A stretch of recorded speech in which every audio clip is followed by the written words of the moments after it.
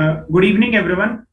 Respected C. H. Charanjot Singh Nandaji, CC member ICAI, Chairman Internal Standards Board ICAI, respected Gyan Chandra Mishra ji, CC member ICAI, and Vice Chairman Internal Audit Standard Board, respected Balwan Singh Godara ji, Chairman Bhiwani Branch of NIRC of ICAI. Today we have all gathered here for the virtual CPE meeting organized by the Internal Audit Standard Board on the topic Internal Audit and Risk Management in the Insurance Sector.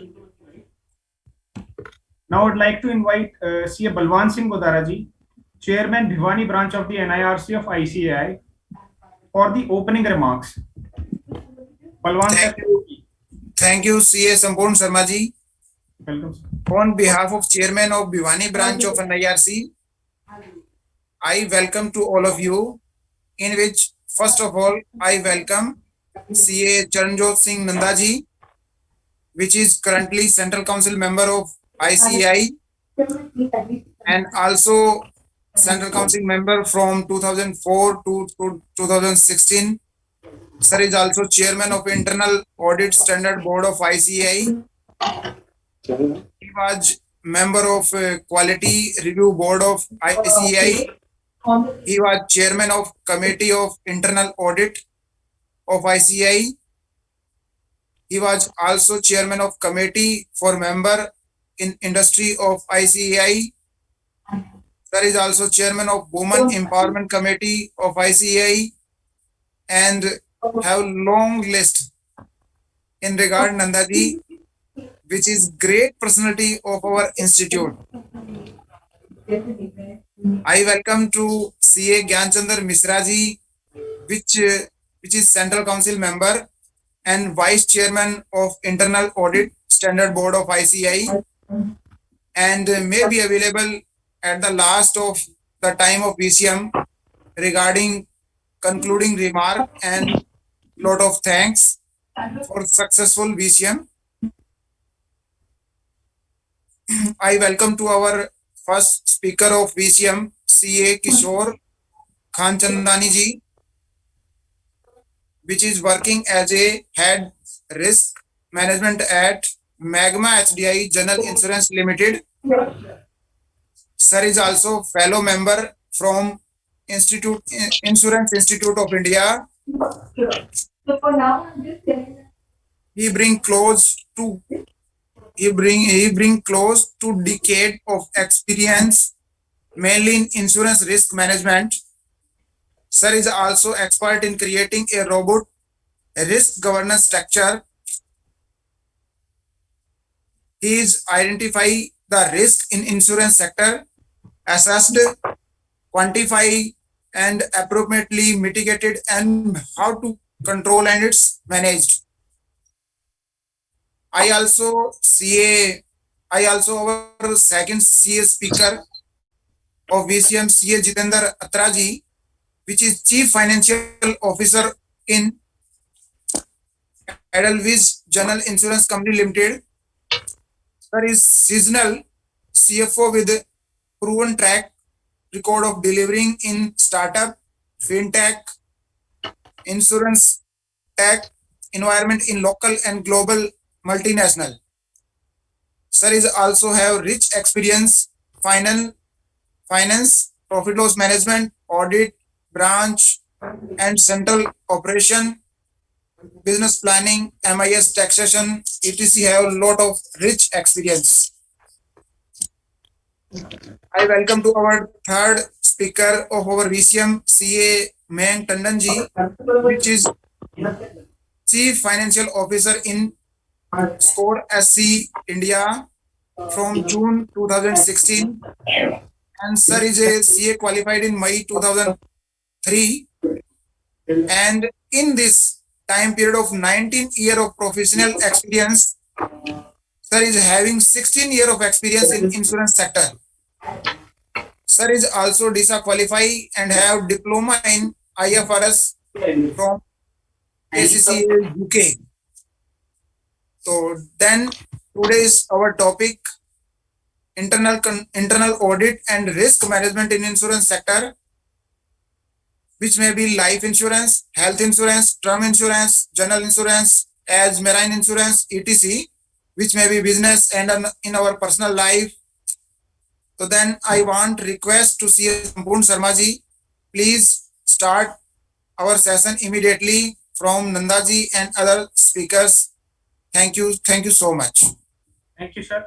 Thank you for the welcoming words. I am sure it is going to be an enriching session with so much experience among us. Now, all the introductions have been taken care of by Godara sir. So I'd request Sri Ananda sir to please take over for the welcoming session. Sir, please. A very good evening, ladies and gentlemen.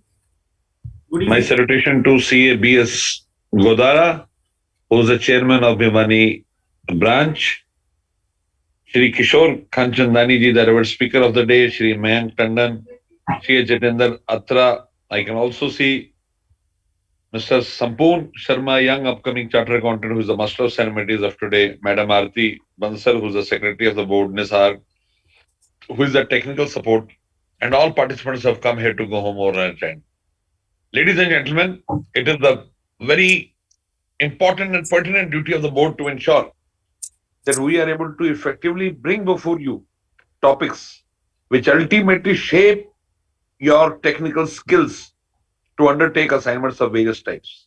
Your board particularly is very much concerned with the fact that right amount of talent shall only emerge when right amount of literature and training is given to them.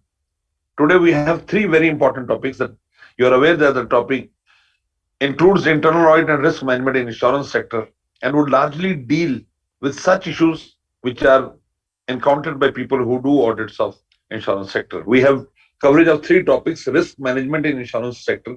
You are aware risk is very, very important. And more importantly, what has to be a risk appetite, although it is a matter of the board, but still you need to understand the risk appetite and ensure that is religiously followed. The second topic is internal audit in insurance sector. Again, the entire process of internal audit, the process, the you can call it internal systems which needs to be taken care of. You need to take care of all the processes and ensure that there is no loophole, and if it is there, that needs to be plugged. Third is risk management in reinsurance sector.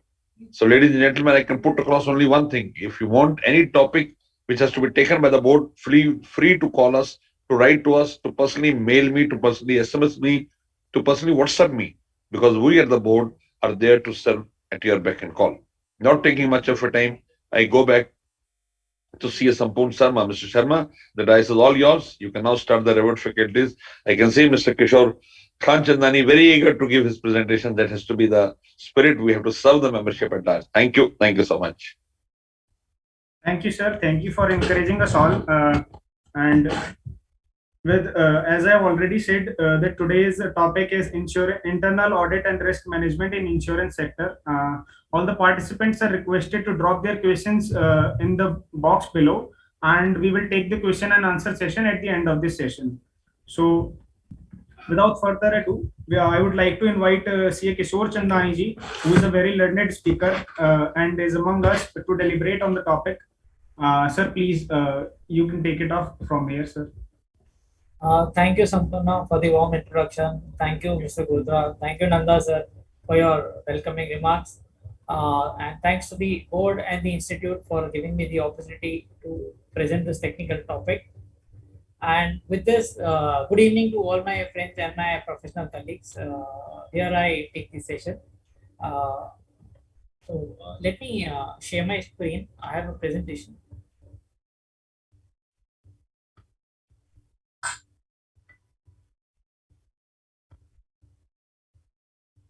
I hope my screen is visible to everyone. Very much, Mr. Kanchandani, very much. Thank you. So, as I said, that insurance is a technical field, and we need to understand word by word of the sentence which is mentioned here, which is risk management in the insurance sector. So, generally, all of us encounter risk in a day-to-day life, and generally, we some call risk as an opportunity, some call it as a reward, some shy away, right? But whatever it is, we face it. So that's how we face risk in a day-to-day environment. So wherever I go and I ask people, where is risk? I get the answer, life is full of risk. Right? Where the day begins, the end of the day, while we breathe, while we eat, while we travel. Risk can be anywhere, risk can be everywhere. We have to face it, right? If I put it in words, then risk is an event, the occurrence or non occurrence of which can adversely affect one's objective, be it your personal objective, be it the organization objective. So, risk can be on either side, it can be on account of occurrence or non occurrence. Right? If suppose if I have to say if it rains and it's a crop insurance, if it rains heavily, the crop destroys. That's the risk. And if there's a dry spell and it doesn't rain, then again there's a risk, right? So this can be on either sides. We have no option but just to manage the risk. I will be giving simple examples. Though I understand this topic, some people would be aware, but for the sake of clarity, for majority of the people, I would like to present very simple examples. So I'm not expecting the answer, but I leave this for the interpretation with the background which I have given. Uh, Sounds a bit interesting as well, but different people may interpret this differently. Some may say side effects of work from home. Some may say this guy is enjoying. Some may say this guy is risking his life. Right. So a risk is always go with your perspective.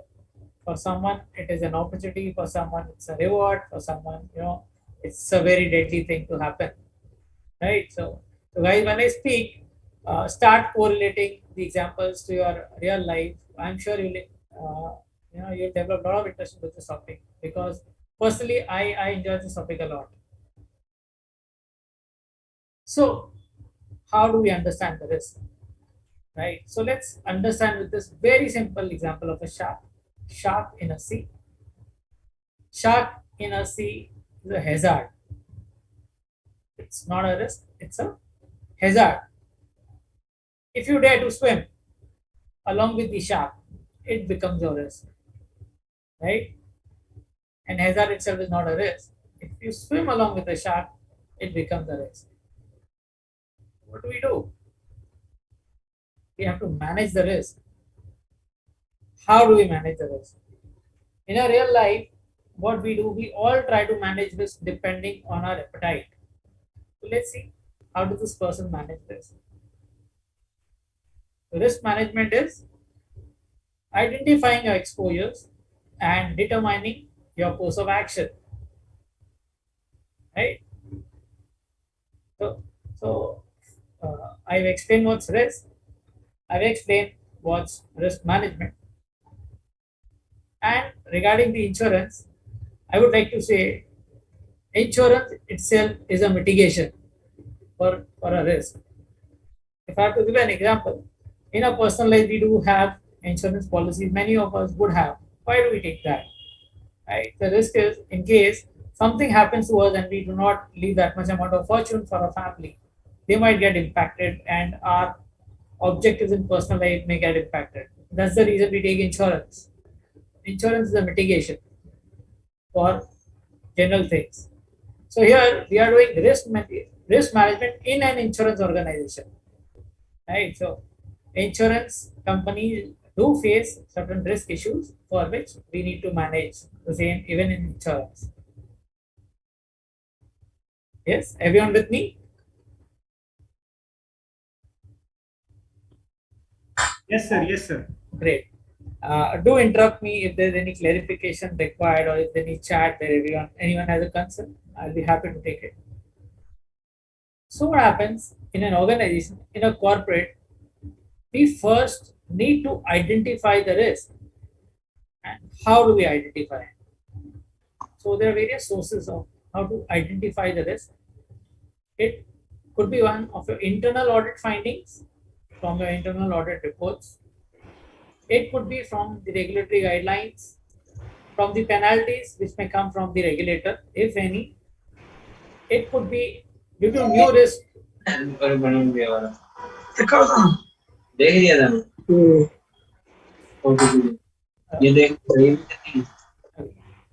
could be risk from any outsourced process. It could be from your SOPs. It could come out from any operational loss which is reported by any of the risk champion within the organization, and also from the experience of risk champion. I think there's a bit of disturbance on my end. Am I audible? Yes, sir. Audible. You are audible, sir. Yeah, there was an echo in between, so I thought I think that's fine now. I'll carry on. So the idea here is how do we identify a risk in an organization while we speak about it? If I have to showcase the technical aspect, then this is the COSO framework for ERM, Enterprise Risk Management, which talks about your risk are reference to your business objectives. Your assessment of risk does include risk identification, risk prioritization, and mitigation. It includes evaluation and enhancements of the mitigation plans. Because once you identify the risk, you need to first prioritize. Not all the risks may be of a priority to you or to the management. So you need to do 1, 2, 3 of the existing risk environment. And once you identify the top risk or the risks that really concern, you need to derive a mitigation plan for the same. Post that, you cannot leave it into silos. You have to integrate the same together and keep monitoring it on a continuous basis. For an ERM framework or a risk management framework to be effective, there needs to be a robust governance structure around the same. So, what's a robust governance structure? It comprises of 3 lines of defense, where the first line of defense is the function itself. If I speak about an insurance organization, it could be your underwriting function, it could be your claims function, it could be your operation, it could be your sales. So the people sitting there and processing the transactions come under the first line of defense. They are actually the risk owners, and if something goes wrong, they are the people who get to know first. So we need to have good interactions with the risk champion in order to see if there is any new risk which is emitting. The risk management function is a control function. It is the second line of defense. The role of a second line of defense is to facilitate and enable the business, at the same time not undertaking any risk or guiding the management if they are going to take any risk, that how dangerous it could be. And the third line of defense is the validator.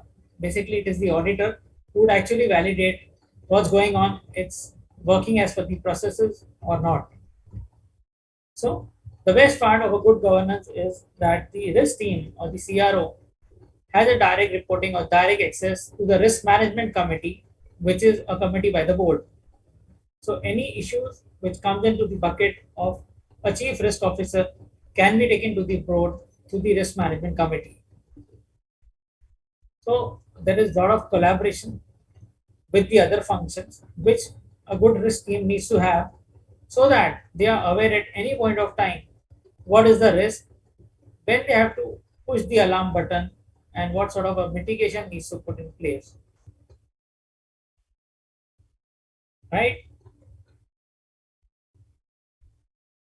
So if I have to showcase what how does the typical risk environment of an insurance company look like, then you can see this. These are riskometers through which comfort can be given to the board on how effective is the existing risk environment. It is very easy to say, whether the risk is effective or not, but you need to showcase, you need to drill down and come up with actually what are the real issues and showcase to the board. So if you see the riskometer, it comprises of the bucket of insurance risk. It does comprise of operational risk. It does comprise of strategic risk, market risk, reputational risk, and the regulatory risk. So what happens is these are generic buckets. So what I have seen in the organizations, there are different types of risk which all clutter together, but somewhere or the other they needs to be clubbed together to see a holistic picture. The management and the board would always be interested in knowing what are the real issues which actually does matter and what's the movement or the delta into the risk. So if I would showcase, these numbers are just illustrative and they do not pertain to any organization. In the first one, if you see that the risk was in the red, slowly it started coming towards the amber side. And if I put in terms of numbers, from 76 it came to 71, and from 71 to 62. Right. The best zone is to lie in the amber zone, or the very best zone would be to lie in the green zone. But somewhere or the other, you need to ensure that none of your risks are within the red zone, because it's really very risky, and something, if it goes wrong, then always there would be a question that what was the risk team doing. Okay. So these are the broad um, buckets within which we find the risk of an insurance company. Let me explain one by one the insurance risk. So basically, what's an insurance risk? It's the risk of doing an insurance business, right? So while we all are there into the profits, there are certain times that the existing solvency does get stressed. So in an insurance, what is solvency?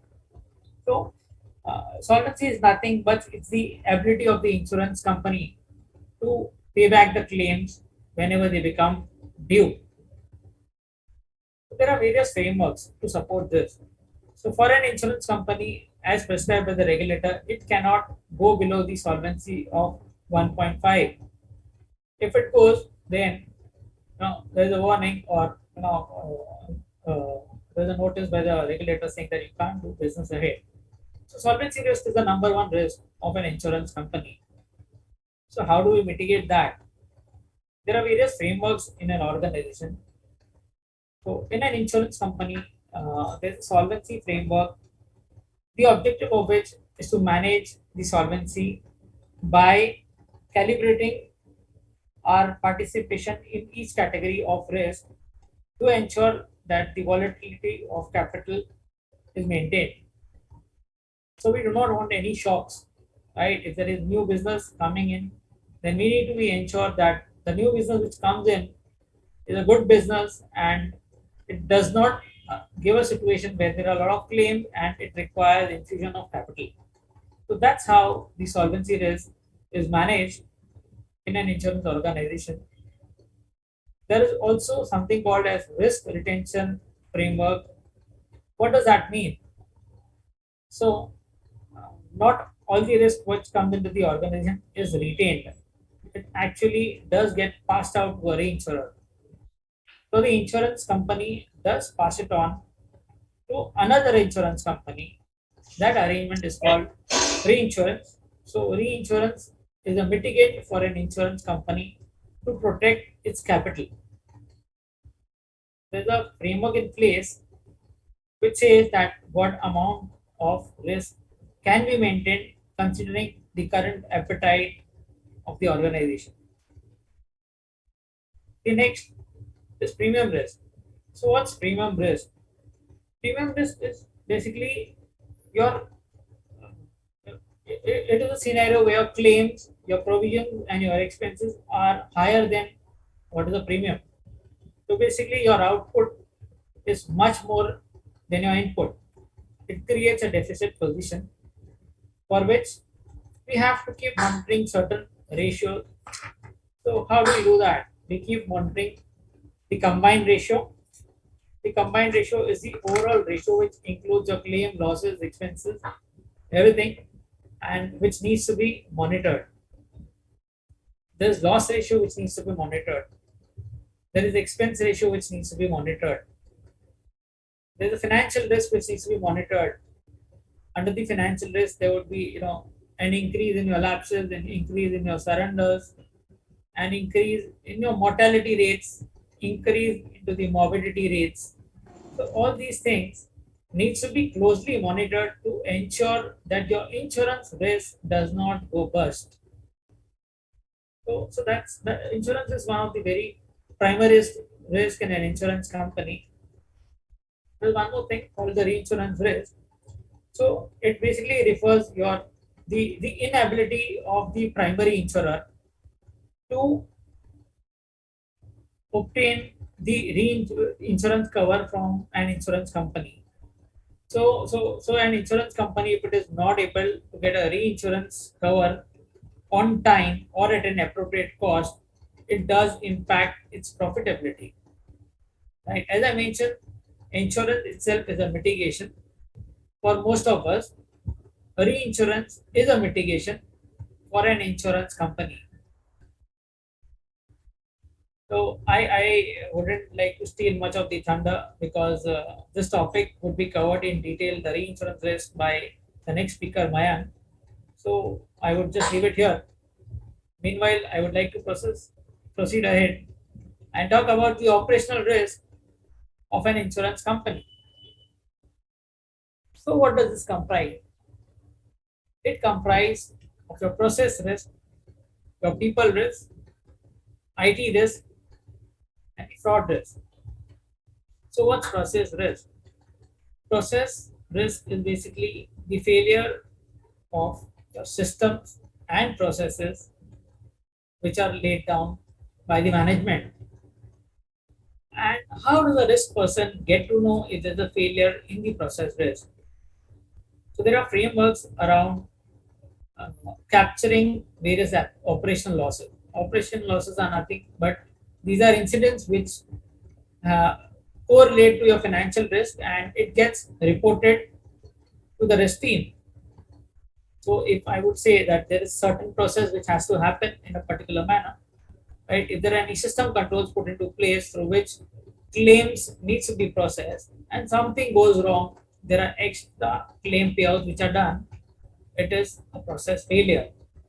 So higher number of process failures could lead to higher operational risk and financial leakages as well.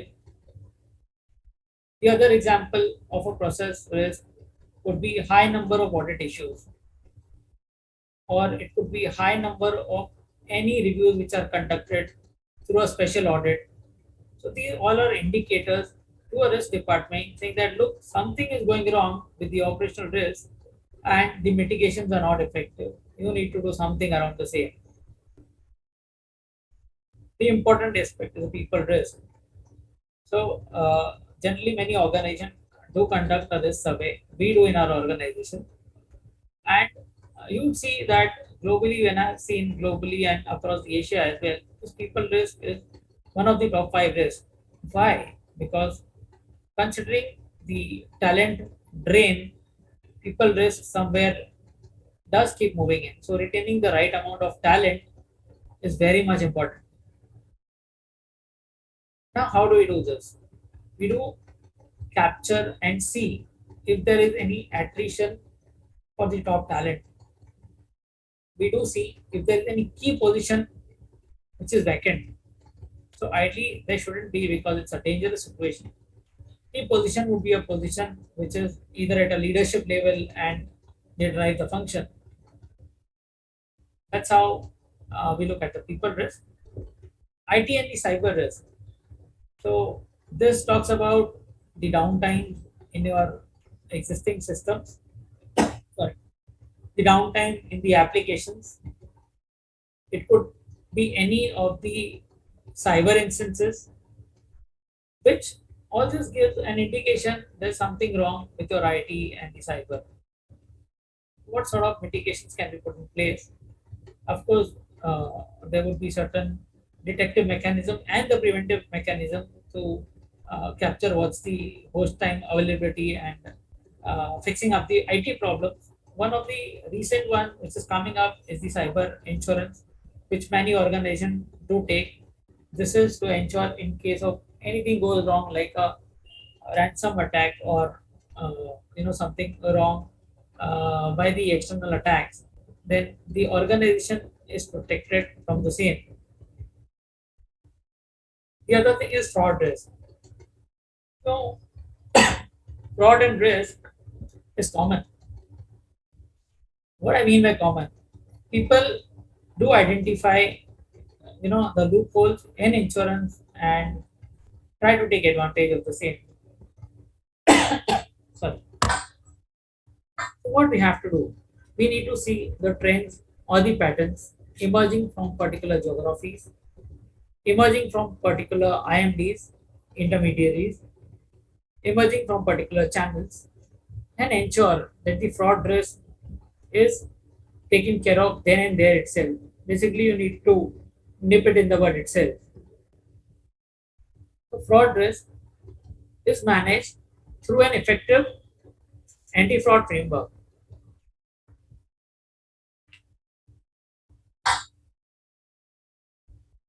Next category is a strategic risk.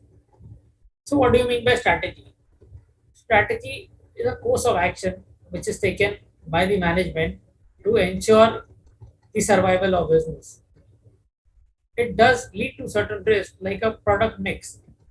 For example, if there's a concentration in a particular type of a product, then what may happen? It might be okay for a small organization, but as the organization grows and they start concentrating on a particular product, and if there are any changes into the product, be it through the regulations or through the market dynamics, then there's a risk of always the margins getting squeezed up into that particular product, and there's a risk of continuity from that product perspective.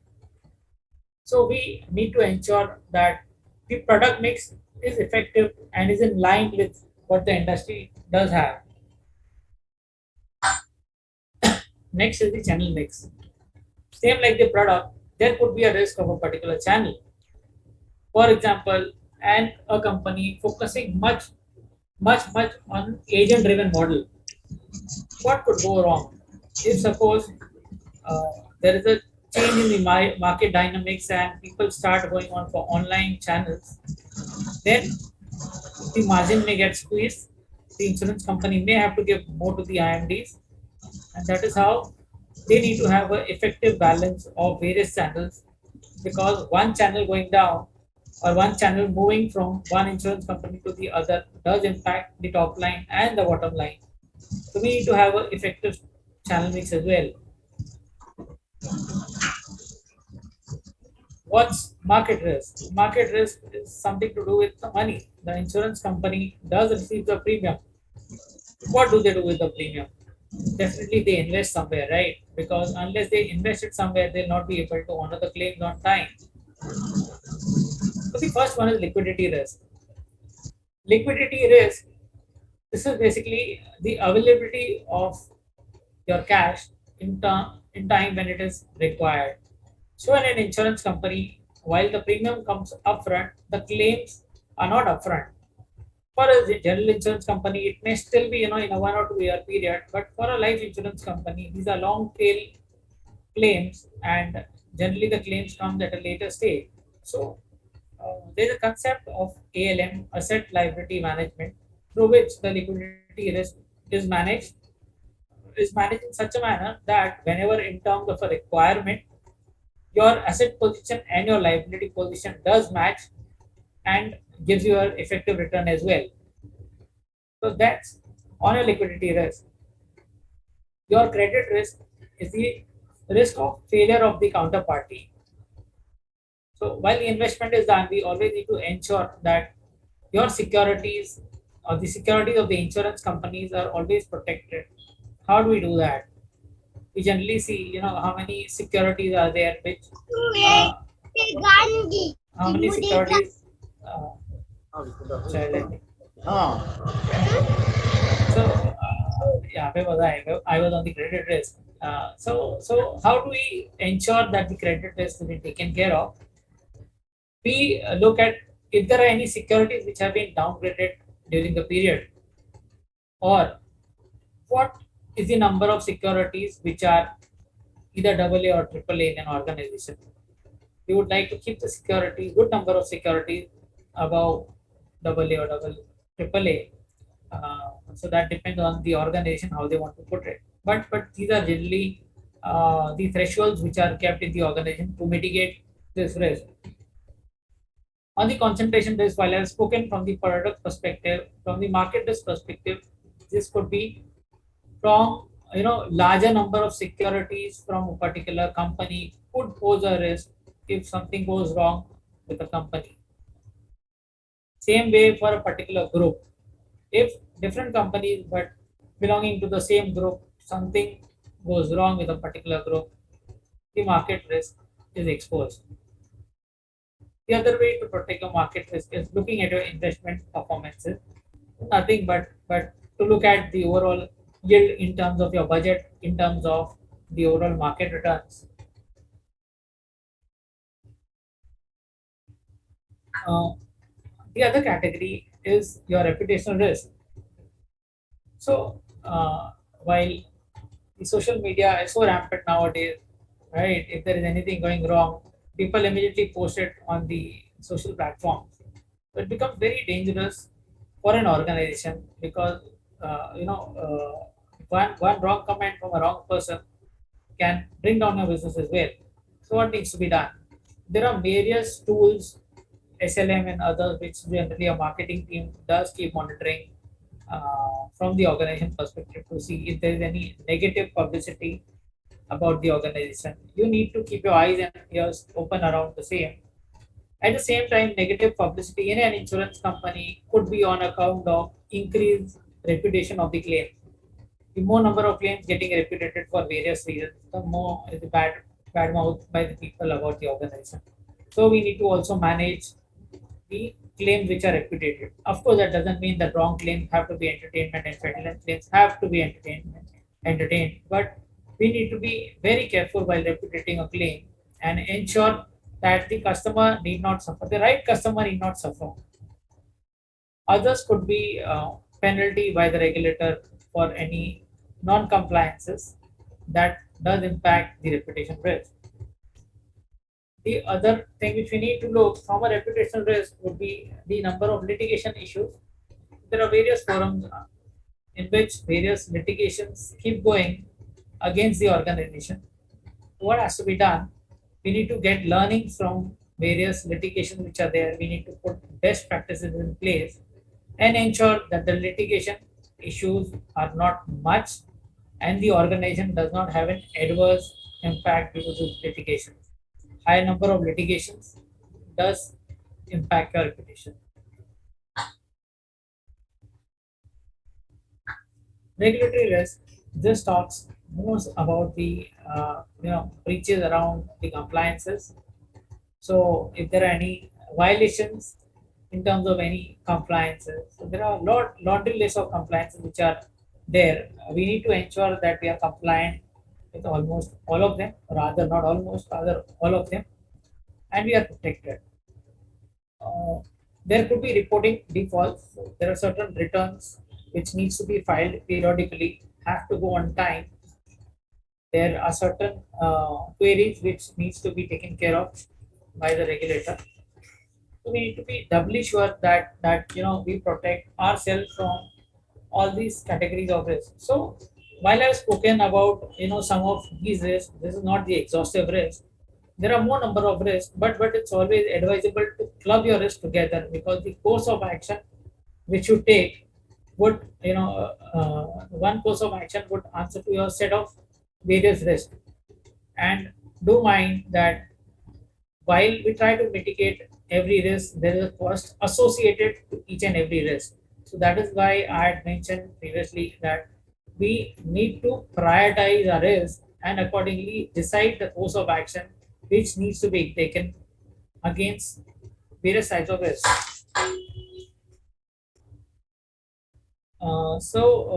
How much time do I have more? Santosh? Sir, you have 1 second, let me check.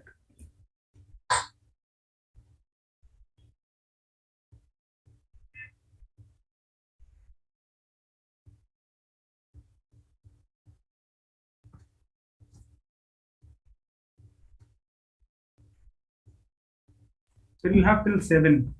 Oh, So great. 20 minutes. Great, great, great. So I'll not take 20 minutes altogether. I'll leave some for the questions as well. So what I would like to cover. So what happens, when there is a new risk which comes during, for example, I'll put this example of the pandemic. What happened when the pandemic started, right? So it was something a fresh thing for us, or this happened for the first time, and organization had to be prepared. People themselves have to be prepared. So what was the appropriate action which we all have taken? There were certain precautions like social distancing. There were precautions like wearing a mask. There were precautions of vaccination. These all were done at an individual level, at an organization level as well. So, whenever any new risk comes in, we need to be careful about it, and we need to take appropriate action right then. So, from the corporate side, what the BCP had been activated, and what I've seen across most of the matured organizations, the BCP, the business continuity, BCP, I mean the business continuity, was a very effective mitigation for the organization to ensure that the business was up and running. Most of the organization, or across, I think almost all the organization had to work from home. The people had to work from home. So the continuity BCP was triggered, and it was successful. And I was surprised when I saw that so many organizations had done that BCP. The number of VPN got activated so that people could start working from home. So what happens in times of a crisis? There needs to be an effective BCP in place so that the survival of the organization can be taken up, right? Your risk is always a factor of the likelihood and the consequence. I would like to explain this concept of a risk with the likelihood and the consequence. So here I'll take a simple example. This is not related to the insurance, but to help in explaining what's an inherent risk in a insurance. So if you see this example of this lady walking on the road, the hazard is a bicycle, right? This bicycle one bicycle passes every 5 minutes.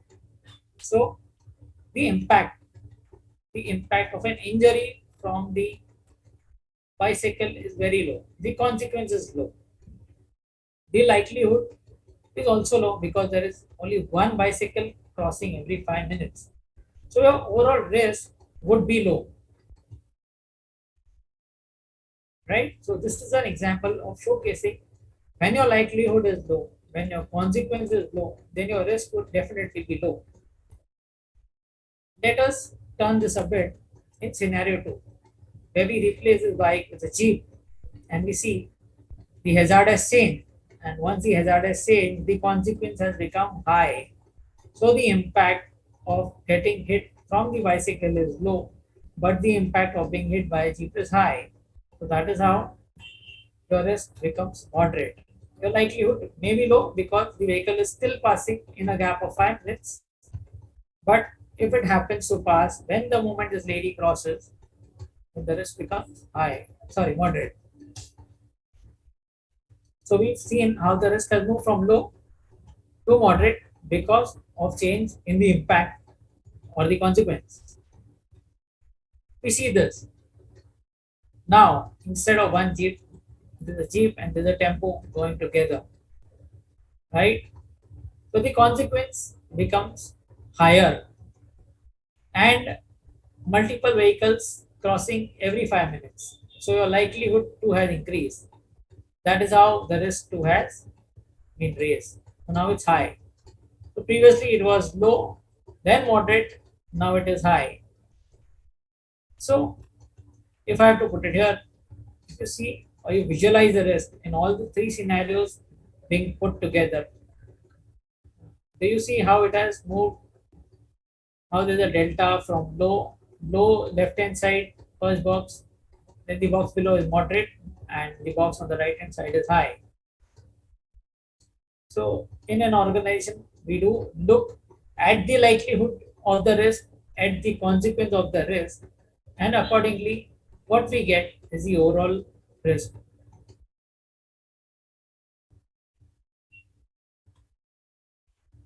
So if I put it in a terms of a heat map, how would this look like? Look at the left hand side corner, the bicycle impact is low, the likelihood is low. So the cross on the box which is for between low and highly likely. This one.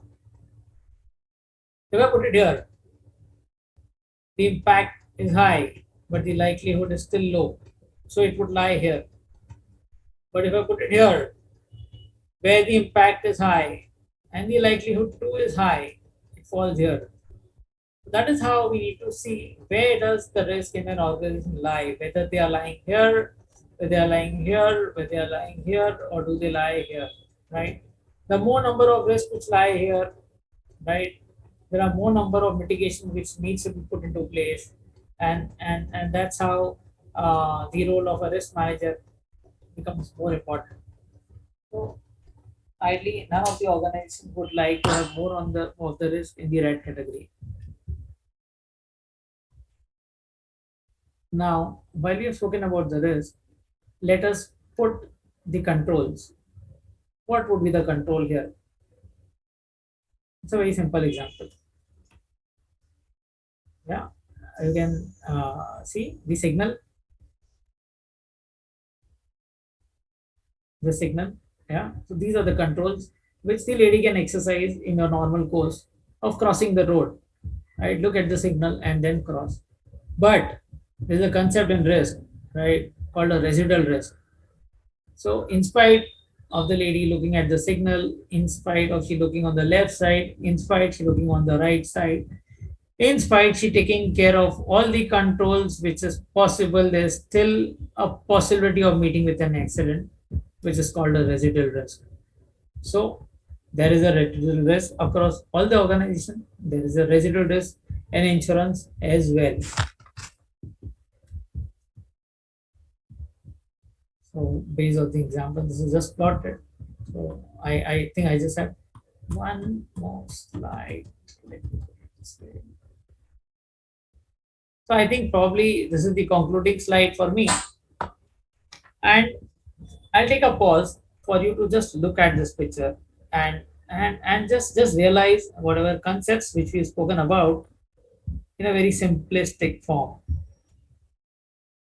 I'll pause for a minute for you to interpret, then I'll explain what does the picture mean.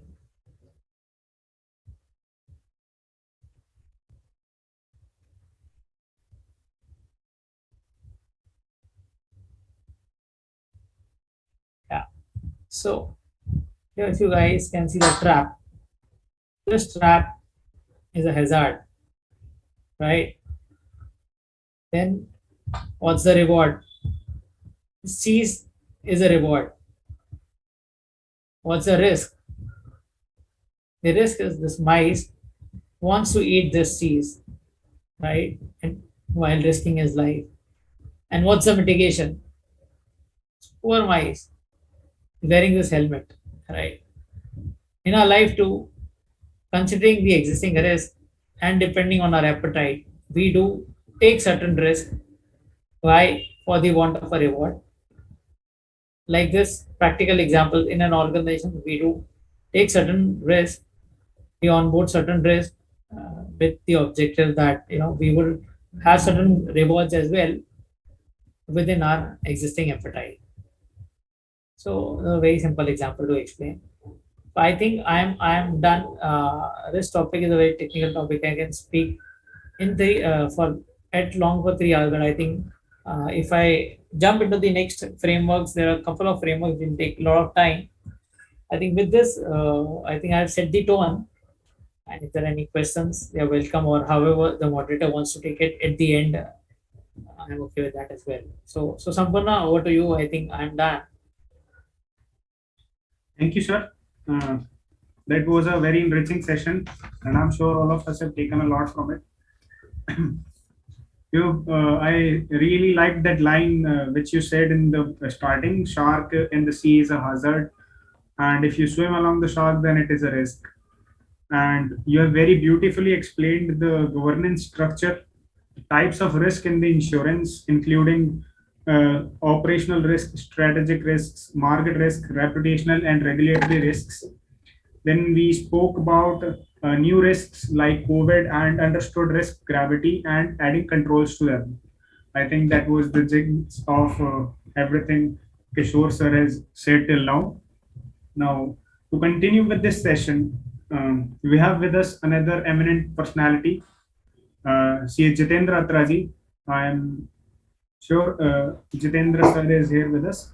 Yes. Yeah, hi, Hello, sir. and thank you for that kind words that you've spoken. No worries, sir. Jitendra sir is a seasoned CFO with a proven record of delivering in startup, fintech, insurtech environment in local and global multinationals. He's adept at working as a CFO in challenging business environment and delivering results. With an experience across finance, profit and loss management, audit, branch and central operations, business planning, MIS taxation, financial and regulatory reporting, investor management, and treasury in leadership roles. He excels in addressing key stakeholders such as board, audit committees, management committees, and other regulatory committees. With this, I'd like to invite CA Jitendra Atraji to please shed some light on the topic. Welcome, sir. Welcome on the board. Thank you very much, and it's always an honor to speak for the institute, and I hope I'll be able to do some justice to the words that you've spoken, and I hope I could give as much as I have gained in the past 2 decades of my career. Most of it is into insurance, so I hope I'll be able to do justice to this session, and hope my colleagues can take something out of this. So let me share my screen, and then I can.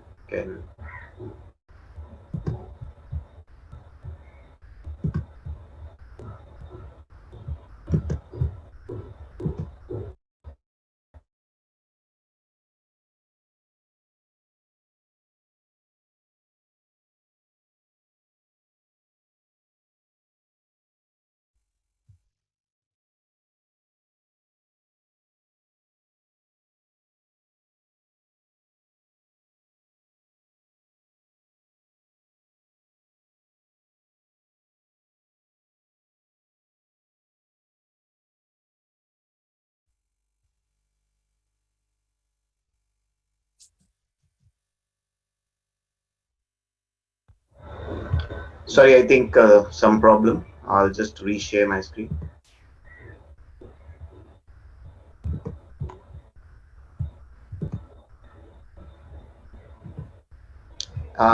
Is it visible now? Yes, sir. The screen is Okay. visible. And am I audible? Yeah, just wanted Yes, to check. sir. Audible. Yeah. So I'll just touch base through the entire internal audit and controls on insurance. I mean, that's the topic I've been given. I have structured the presentation in a manner so that I can give a brief on the core values of insurance, a brief on the industry first, a brief on profitability. I think that will help a lot in understanding how the insurance industry works. And post that, I've given the key areas of audit and the risks that we have from an audit perspective. I think that is how I've structured, and we'll go through it one by one. So as I said, insurance basics first, and then we'll cover key areas of audit and a brief look on controls, key risks, and branch audits is how the structure of the presentation today is. So let us have a brief look on the industry, how the industry is today. I mean, if we look at the segment, I mean, this is our brief bifurcation of this segment, and this is as of March. So last year, due to COVID, I think health insurance was the best market. I mean, in the top, contributing to 34% of the industry overall GWP, as we call. followed by motor. Otherwise, if you look at general insurance in a nutshell, motor is the highest segment, followed by health and then commercial. So that's how it is being structured. But last year, due to COVID, health took a leap ahead, and it was around 74,000 crore. If you look at the industry, that's around 2,20,000 crores, and it's growing at last year was less growth of 11%, but an average growth we are having in the industry is around 15%. And that looks like it will be going higher in the next 4 5 years, given the regulators' input, etc. But that's how it is right now. The industry is going pretty strong, and on the motor and health side, basically is the growth is the highest right now, with of course commercial and government also following. If you look at the mix, basically, in various segments, overall private forms around 50% of the overall industry, followed by public, which is 34, and standalone health is actually slowly and steadily increasing their footprint in the insurance industry as such. So that's how it is shaped up. The industry is growing pretty thick and fast, and I think it's a sunrise industry right now. And I think a lot of players, given the new regime, are also looking at coming into the industry and growing it even further. I think we're looking at some in one or two presentations, we were looking at 9 lakh crore at 2028 is what the estimate is. And that's a huge number. I mean, if you look at the market today in insurance, especially on the general insurance side, it's a huge market. I think with the growth of the economy and the under penetration which is there in the current economic this thing compared to the global peers, I think it's still far behind. So we can look at steady state growth coming in the past in the next 5 6 years is how the industry is shaped up.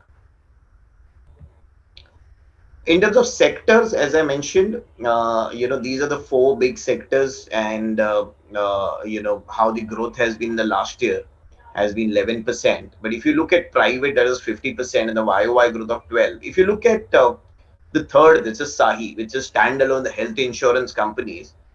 The third on the left, this thing on the third row, that's growing at 32%, and that's again one due to COVID, and second, they are a lot focused on health, and health is largely underpenetrated. So that is the biggest key in the growth when it comes to the standalone health. They are finding a lot more potential in that segment, also because they're growing continuously around 30 35%, and that for an industry growth to grow at that number is excellent. I mean, and they are pretty positive, and they're looking at that kind of growth to come forward in the next 5 to 10 years. And if we look at the global markets, I think health still remains our biggest underpenetrated market, and that will, if we can do, I mean, with some help of the government, and of course more focus of the even the general insurance companies are now focusing on health and having a specialized channel to grow their health segments as such. So that is again a big potential area for everyone. And going forward, I think that is going to be a big challenge for everyone to grow that segment, because it's vastly underpenetrated. And we've seen during COVID, I mean, how much health insurance has actually mattered, and how many people actually need health insurance as such. So that has been a big growth driver, and I think it will continue to be that way in the next 5 to 10 years, basically. So I mean, just to touch upon a little bit of profitability, I mean, it's very important whether we are on the audit side or the control side to understand how an insurance business makes money, and what are the key parameters or matrix on the basis of which the company is actually making money. I mean, I can take a couple of hours on this, but I think given our time constraint, I'll just touch base on the key ratios or the key parameters that we look at on a very regular basis to understand how financially stable or how financially savvy we are, and as a company, as an industry, and how do we look at an insurance company when it looks at profitability. I think this is very important, even from an audit standpoint, to understand if the company is actually making money, I mean, as chartered accountants, as finance professionals, I think it is pertinent for us to understand these financials. I think insurance as a sector, I think very few people understand. And I thought it was a good idea to touch base on some of the nuances of the financials, basically, so that it helps all our colleagues to, analyze a balance sheet of an insurance company, which today is for most of the people, it's kind of vague and very difficult to understand given the nature of insurance business as such. So let's go one by one on this. Is First is the gross written premium. If I define gross written premium, is actually the premium that it's kind of the premium that the insurance companies are taking, and that is what they are booking as a full year premium. Uh, so that is the total revenue that is generated, and that's the basic figure because that's what everybody is running after. So if you're taking a car policy and paying a full year premium, so this GWP is the full year premium that you are paying. Of course, if it's a 12-month, we take some reserves for, say, if 6 months have happened in this year, we create reserves for 6 months and we only book as earned premium as the 6 months that have gone during the year. The second one is the net written premium. So difference between gross and net is the amount of reinsurance that a company has taken. So there is a mandatory limit of 5% last year, now 4% for any company to reinsure the amount of business that they are doing. Plus, on the commercial lines where the risks are very high, I mean, goes to 1 lakh crore or sum insured, sometimes even higher, or maybe thousands of crores of sum insured. At that time, the company doesn't want to take the entire risk on their balance sheet. And so they reinsure a significant. It goes to ranges, it can go to 40, 50, even in some places 80, 90% plus. So because the huge risk that is involved. If we are looking at a risk of a sum insured of 5,000 crores and upward, you can imagine the kind of risk if one single event happens, and that's where reinsurers come into picture. And insurance is also a risk pooling. So what happens typically is we pool all the risks together. I mean, we do it on a in a domestic kind of environment where the reinsurers will do is, I think Mayank after this will describe that in greater detail, is they do the risk pooling over the globe. So if one event or the one NatCat event is happening, say in India, they can pool that amount of risks because they have taken risks all over the world. And so that is very important from a reinsurance standpoint. But from a the local insurer also, we need to make sure that we don't keep too much of risks in our books, because in the event of a big NatCat, etc., it's the entire balance sheet that can wiped off given the amount of risk that we carry on the balance sheet. Moving ahead, loss ratios. Loss ratio is the amount of claims that you get on a particular in a particular year as a on a portfolio, basically. So this is calculated as the incurred. So first of all, there will be claims that will be coming in on a regular basis. So anybody who has banked his car and then comes to us as for claims is one, we take that as claims. Plus, over and above that, there are estimates provided by the actuarial team, which is called incurred but not reported, IBNR. We add that, and that's the total claims. Divided by the net earned premium, we get the loss ratio. That's a very important matrix for any insurance company to analyze how your book is. So, for example, if a book of an insurer, you want to understand how good a book like a banking book, for example, how good the loan portfolio is. If I want to understand how good a portfolio a insurance company is running on a motor portfolio, a health portfolio, or even a commercial portfolio, you take a look at this number. This is the most important number when it comes to any balance sheet or of an insurance company, because this shows the underwriting capabilities of an insurance company. So basically, this number will tell you whether the insurance company is actually doing a great job underwriting its risks or it is not doing it. So generally, it could range very wide for any portfolio. On a motor portfolio, it could range from a 50 to 80, 90, depending on percent.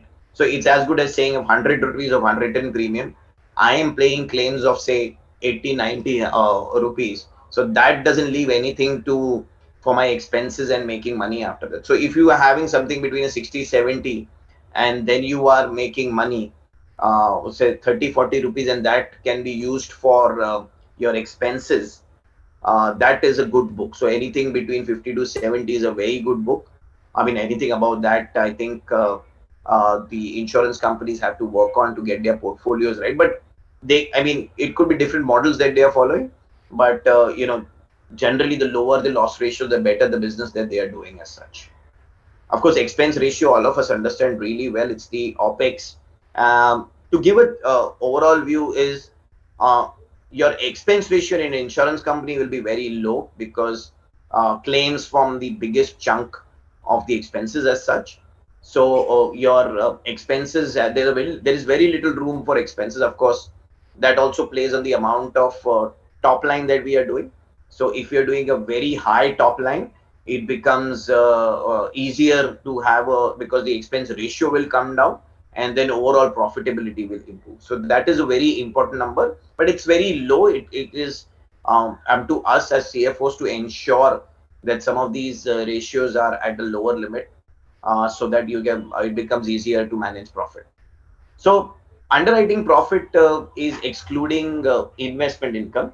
So basically, what we are doing here is, as an insurance, I'll just take a few minutes explaining this because it's very important, as I said, to know the profitability of an insurance company. Generally, what happens is when you look at claims and expenses, that wipes out their entire premium. But the advantage that an insurance company gets is they get the money upfront. So if anybody pays a premium, they pay it today, and the claims will happen, say, in the 8th, ninth, or even the end of the year or 6 months. Till that time, the entire money is with the insurance company because they're not paying out that money till 6, 8, 9 months, and that is the investment revenue that the insurance company is actually earning.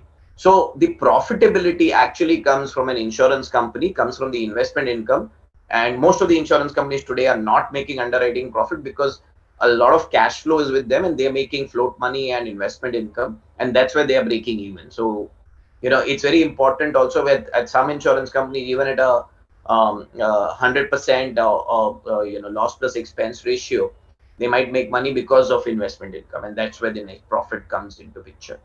So I'll go as per the flow, or there are any questions in between I can take, or you want me to take questions later on?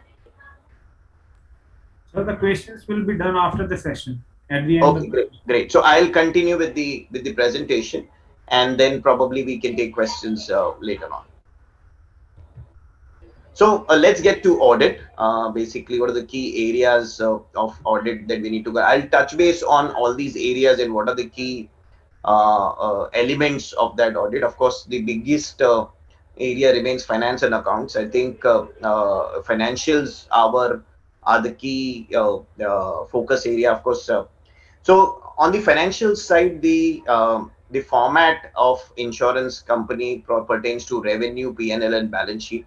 These are prescribed by the IRDAI regulations. So they have a regulations on accounting, and they have prescribed a format in which these financials have to be produced, and the annual report, or it should be published on the website, etc., and submitted to the regulator. Now, very importantly, these have to be followed in letter and spirit. So that is the way it needs to capture, and the way it should be presented has to be followed. I mean, you cannot change the format provided. It's very, very significant that we follow the prescribed format provided by the regulator, and it has a lot of reporting requirements when it comes to public disclosures, etc. Now, all the circulars are available. I think we need to go through that and ensure that any company which is following, which is into insurance, has to follow those guidelines. They follow the guidelines to the T.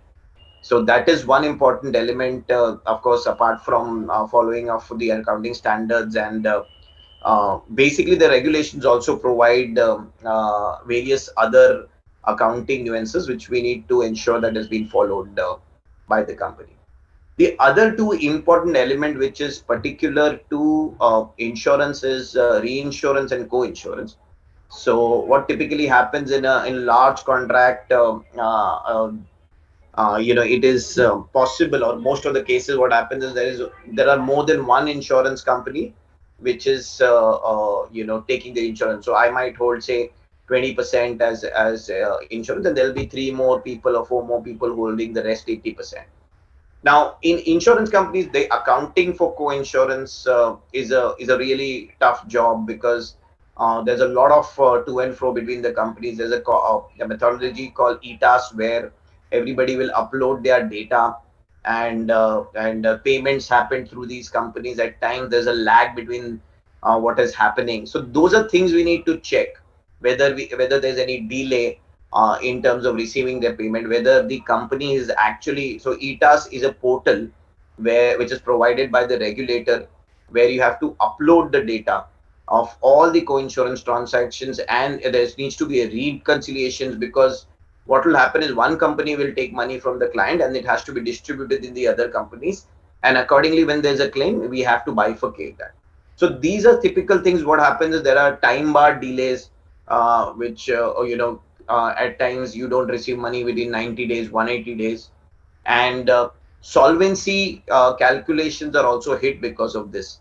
So these are things that we need to check in terms of whether the company is doing all this on a regular basis, or there are delays and that can be reported, etc. So that's very important to know, and understand that these are very critical from a solvency calculations, and also from a regulatory standpoint, because the regulator is very, very keen on some of these transactions that happen in the industry, and if it not get followed. And now a lot of these audits also, which is conducted by the regulator, they have come out whether we getting confirmations from the reinsurance companies which are time barred, etc., because a lot of companies are having problems in their balance sheet of long pending items when it comes to reconciliations between the two companies, and that is creating some amount of chaos in the industry as well. Very important, these two areas. And also, one of the biggest challenges the industry has in this is many of the companies are still following these manually doing these cases, and because of the systems availability, etc., and it takes a long time for the systems to get built. But because of the manual nature, of course, the company's controls need to be taken into consideration, whether Baker checker is there, whether the right amount of right at, I mean, qualified people are actually doing this, whether they know how to account for this. So it's a little bit of a challenge where, and of course, the transactions vary, and that requires a little bit of technical knowledge to understand whether these are actually accounted in the right manner. We move to investment after that. So investment in an insurance kind of setup is very, very regulated.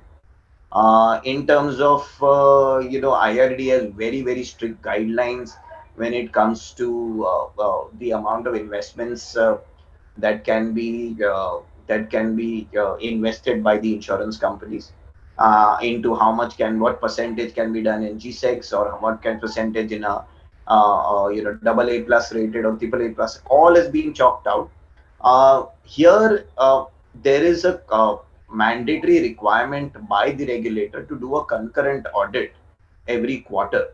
So these regulations are very, very strict, and I mean, there are requirements of system controls, as well as mainly system control, where the system needs to ensure that the limits and the sublimits prescribed by the regulator have been fed into the system, and there are regular changes and upgradation to the same, because it is a very critical amount that gets invested. I mean, huge sums of in some of the life insurance companies, actually it is past 1 lakh crore, and some of the general insurance around 25-30,000 plus crores. So it's a huge risk area, but it's well regulated. It's a mandatory concurrent audit that needs to take place every quarter. There are returns to be submitted every quarter, which are audited, and it's a very process needs to be very clear. At the same time, a yearly audit is also required on the entire IT security, BCP, etc. So that's also need to ensure that every company goes through the BCP audit and VCP of the investment function, and they have a remote location where there is a BCP in case there is a flood or an earthquake or any kind of calamity in your head office city. You can still invest in in the G6, etc., through from another city. So you need to have another location where you can access your systems and somebody can go and invest from there, etc. Moving on expense, I think the biggest 60%, 50 to 60% of the total OPEX comes from manpower, which again I think it's a standard audit. This thing for this thing, of course, there are some challenges when it comes to ESOP or LTIP kind of accounting. So nowadays that becomes a challenge. Otherwise, other expenses remain constant. It's a regular way of audit that we need to go through. The other biggest challenge when it comes to audit is commission. I think another area very, very regulated by the regulator, and it's a big challenge to audit because the regulator is having very strict uh, uh, limits for commissions in an insurance company, and they have to remain in those limits when they pay out these commissions. And commissions, and I mean over and above commissions, I mean generally around, if we're paying 15% commission and people can pay 30% reward. Now what constitutes a reward is also becoming a challenge today, and we need to be very, very careful when it comes to the calculation of rewards, because sometimes there are stuff that even trainings, etc., or people taking agents out for conferences, etc., could form part of rewards. So we need to be very careful when while auditing these, because one, of course, is a small calculation error can bust the limits and IRDA really come out lashing on this. And the second, of course, is these other amount payouts that we need to see whether they form a part of rewards and commissions, etc. So it's a very challenging area because huge amounts of commission go from the company. And again, auditing that is a challenge when it comes to identifying what exactly falls into commission, rewards, etc., and whether there are some other expenses which will form part of commission and rewards. That's also a bigger challenge. Um, Taxation and insurance again is of course on the non-life side. I mean TDS. Of course, now GST is a huge challenge. I think the industry is facing a lot of problems when it comes to GST. I think there are many gray areas in terms of GST, which are now people are facing notices from the GST department, and still some clarity required on many of the issues. So that is one big area that we need to be really careful and understand what and how the company is looking for GST and why a particular stand is being taken on a particular topic. Very importantly, so GST remains the biggest challenge. There are some challenges when it comes to computation of income as well, but I think that is a less of a worry compared to GST. I think 194R now coming in from 1st of July is again creating on the TDS side is again a challenge, given there's a lot of payouts which the insurance companies make to the agents, and some of these agents, I mean, not only payouts, gift cards, and a lot of trainings and a lot of leisure tours happen, and that 194R application could be a huge challenge.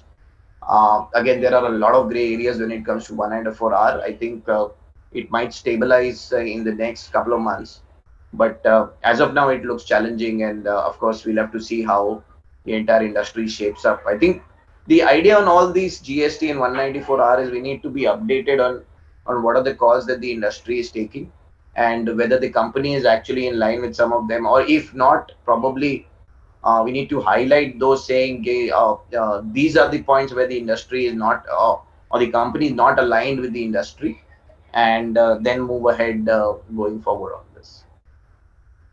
The other important area, of course, is operations. So IRDA typically is very keen on policyholder protection, and they have guidelines, and a lot of it is because given it's a retail operations, large operations, the system controls on issuances and renewals, refunds are under the scanner all the time. So we need to understand how the controls are working, whether there are any gaps in issuance, whether the timeline provided, there are timelines for everything provided by the regulator, whether they have been followed in the entirety, or there are loopholes in the processes. So it's a huge process which needs to be audited and understood. At the same time, a lot of documentation requirements are there when it comes to operations. Every policy nowadays, the other challenge is happening is the entire digital way of issuing policy. So what is happening today, unlike in the past, was that in the past there were forms which were filled by the customer used to come and the operations used to punch in.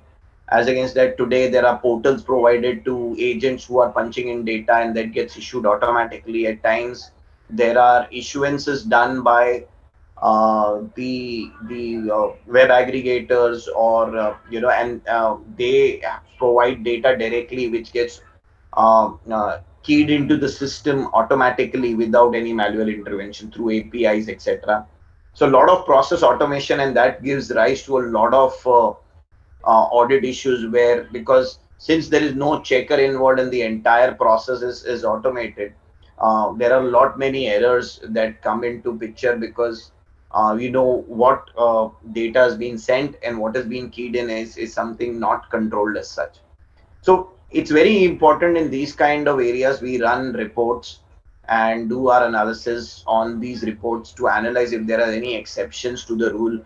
A couple of things I can share was, in one of the audit observations, typically was uh, the same chassis number and the same engine number were coming, and nobody had a clue, because it was more like the same car has been insured twice. And then when we take out the reports and we do a dedupe, etc., we come to know that these are the kind of problems that we are facing. So a lot many issues happen. I think the audit, of course, one is on the controls and the entire process side we need to take care.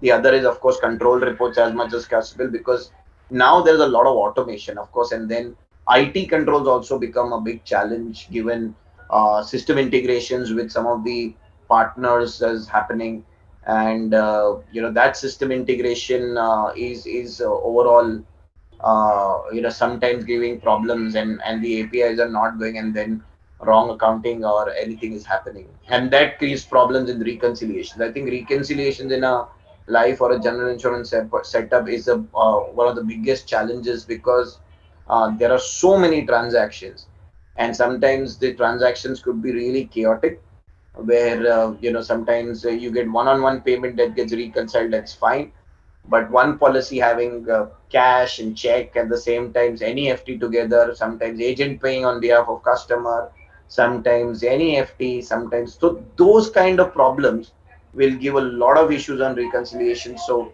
when you look at reconciliations, of course, aging, etc., figure out where the problems and how the company is managing those reconciliations internally is very important, because this in the long run will always give us because I mean that controls has to be there, because if there's a major error happening somewhere during issuances of policies, that comes out only in the reconciliations, and that needs to be audited thoroughly to ensure that we have proper systems available to do reconciliations. At the same time, that the APIs, etc., are running, there are no leakages and no errors coming through the APIs as such. Moving ahead, I think underwriting, very important area. I think one of the biggest, the most critical area when it comes to the quality of business is underwriting. So again, a lot of guidelines from the regulator on underwriting have been given, and I think the biggest challenge is to ensure that all those guidelines have been followed, because here it is mostly at the discretion of the underwriter where they approve or reject claims. So it is a lot of guidelines that are being followed, and authority matrix has to be taken into consideration. What level of claims have been approved at by what authority, and it's a hugely challenging area, because all the system deficiencies, if any, which come through, falls into this bucket, because they have to look at numbers of your policies. So if the premium calculated wrongly, claims are coming. Sometimes no claims bonus is provided wrongly. So there are all these issues which come up at the time of claims or underwriting. So it is very very the processes there becomes very critical, because a lot of money is being paid, getting paid out in through this department and claims. So I think underwriting and claims put together, it's a huge challenge. Claims at the end of the day is payouts. So again, the TAT is very important, and repudiation reasons, etc., becomes very important to follow. So these two departments, of course, is could have a lot of leakage. I mean, it doesn't come under most of our purview in terms of audit, but these two areas are also prone. I think especially claims are also prone to a lot of fraud. So at times that a fraud comes from the customer, it becomes difficult to identify it as a particular fraud. We faced a lot of problems when it comes to fraud when in COVID, because a lot of jurisdiction, etc., were actually claiming a lot of fake claims, and that were caught by our risk teams, etc. So that is one. The other could be in the internal claims department also, internal employees or internal networks which are doing the jobs for the insurance companies. There could be elements of fraud in those departments as well. So that needs to be taken into considerations also, of course. Not again, we can do much if it is a carefully laid down one, but that is something that we need to take into considerations as well. Compliance, again, it's a area which is of a very big important. Of course, product filing guidelines and compliance became are the key focus areas also of the regulator. The regulator has issued guidelines for the insurance companies of on corporate governance, that to be has to be followed in its entirety. It has regulations on meetings, board meetings, and managerial remunerations, and various types of conducts that the insurance companies need to follow. And that is it needs to have a checklist on the corporate governance guidelines to ensure that all these regulatory requirements have been duly met by the company on a regular basis, and all those requirements from a, so as much as say a PMC is required, a product management committee, etc., has been required, has been very clearly spelled out in the regulations. Plus there are a lot of policyholder protection guidelines which the regulator has spelled out, that needs to be taken into consideration and ensured that every bit has been followed in its entirety by the company. And we, if there are any loopholes in any of the requirements when it comes to compliance, we highlight that separately. So for us, it is very, is kind of from an audit perspective mandatory to understand all these regulatory compliances. There are a lot many when it comes to agent onboarding, when it comes to customers, when it comes to issuances of policies, etc. A lot many guidelines have been issued by the regulator, and over the long run, to sustain, the company needs to follow that. But from our perspective, highlighting some of the issues on controls and processes for some of these compliance issues remain forbearing, or our primary area of concern as such.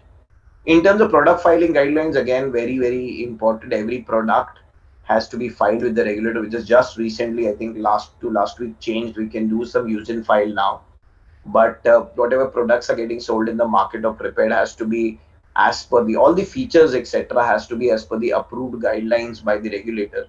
So that becomes a very again an important area to understand how the products of an insurance company work, and what are the key features of that product, and whether those products are those features have been actually followed by the insurance companies.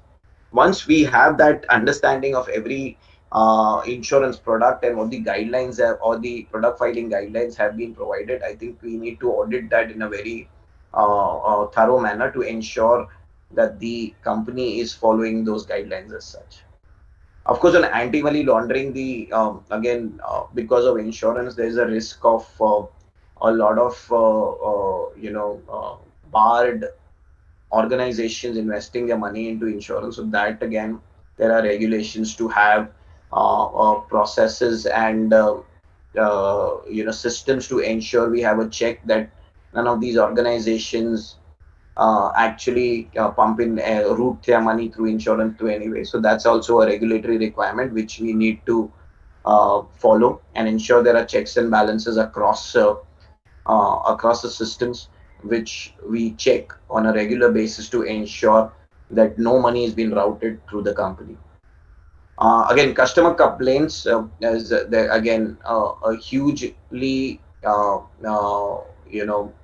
important area, because you need to have call centers, etc., mechanisms to capture these complaints, and of course have a resolution mechanism, whether that has been, all the systems again on as required by the law have been put in place, and whether that has been followed, or there are any lapses due to which there are customer apprehensions as such, need to be figured out. And once we have those kind of things, we can go back and report to the management that these are the things which are not being followed, or there are some control lapses that have happened, and that is what we need to ensure. So broadly, apart from this, there are some few other areas, of course, where, like actuaries, etc. But I think that's very very technical, and that's only managed by the actuarial department, and they have their own peer review. But this is broadly the areas which gets covered when it comes to internal audit, and then we can plan the audit on a quarterly basis, picking up a few areas every quarter, and submitting our responses, our observations and management responses, to where we find the key loopholes and key system deficiencies and process issues when it comes to audit as such.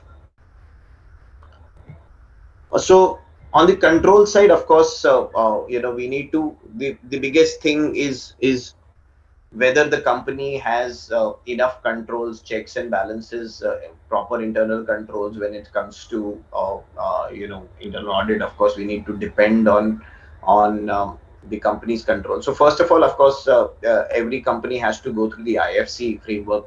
So we need to check whether all the financial controls have been well built, whether they are regularly been audited, and the observations have been submitted to the board on a regular basis. Over and above, I think whether, of course, as a part of IFC and even operational control sometimes, whether they have a risk control matrix where they, for every process and every function, where they've identified risks at a ground level, and whether we have mitigating controls towards it, whether they do it through a software or a flow chart, documenting those process, having the right SOPs, etc.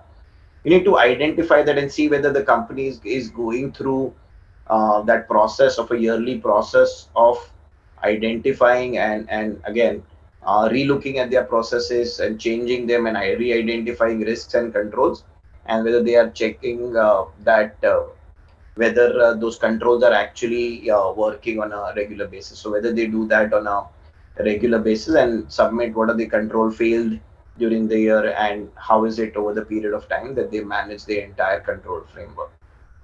Over and above that, I think Mayank and Mayank can also speak on the risk management framework. Of course, uh, from the risk from the company side, that they have a proper risk management framework, because again, insurance is very very glued into the kind of risks that we are taking. So of course, we go through a lot of risk when it comes to market, when it comes to climate, when it comes to interest rate, when it comes to various other things. So whether they have a proper risk management framework, that will help to understand whether sound controls, etc., have been put in place, etc.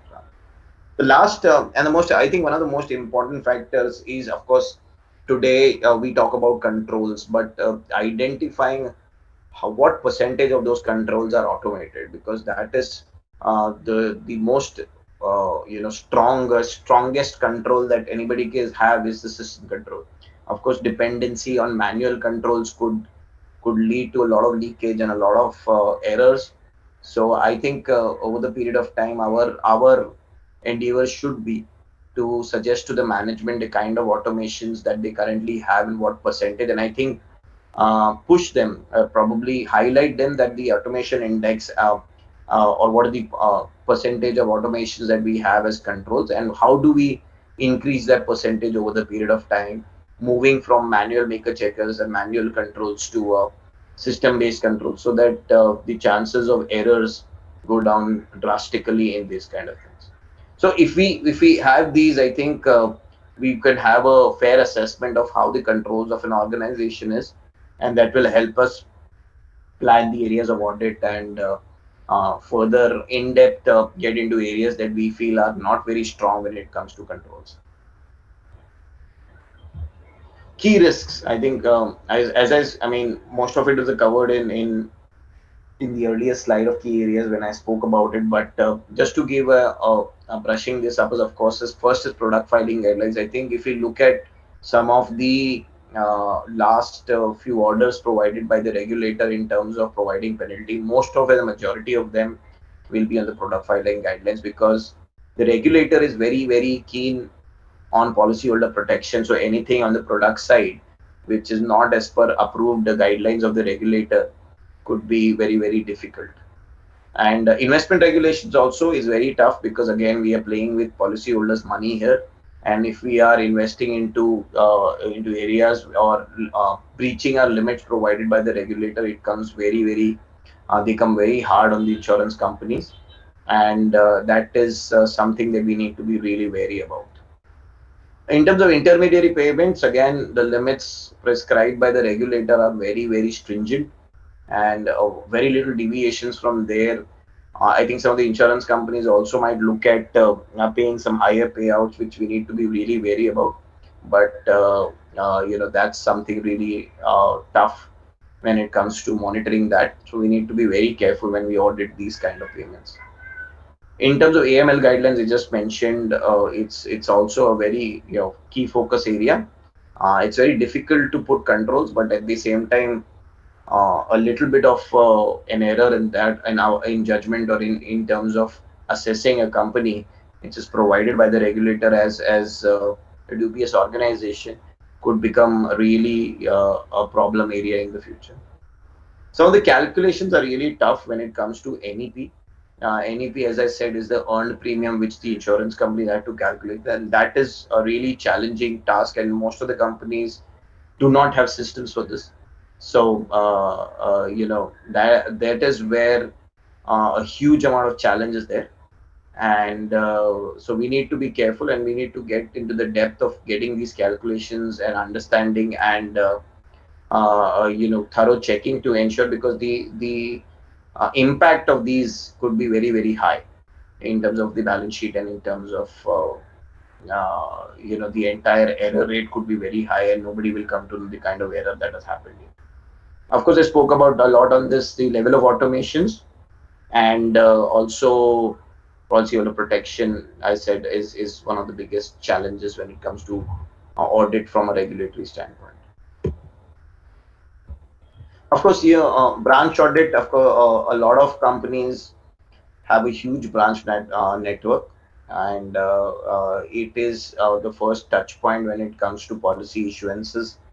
And I believe each one of the audit firms has to carry out branch audits to ensure that the processes laid out as an organization has been followed at the branch.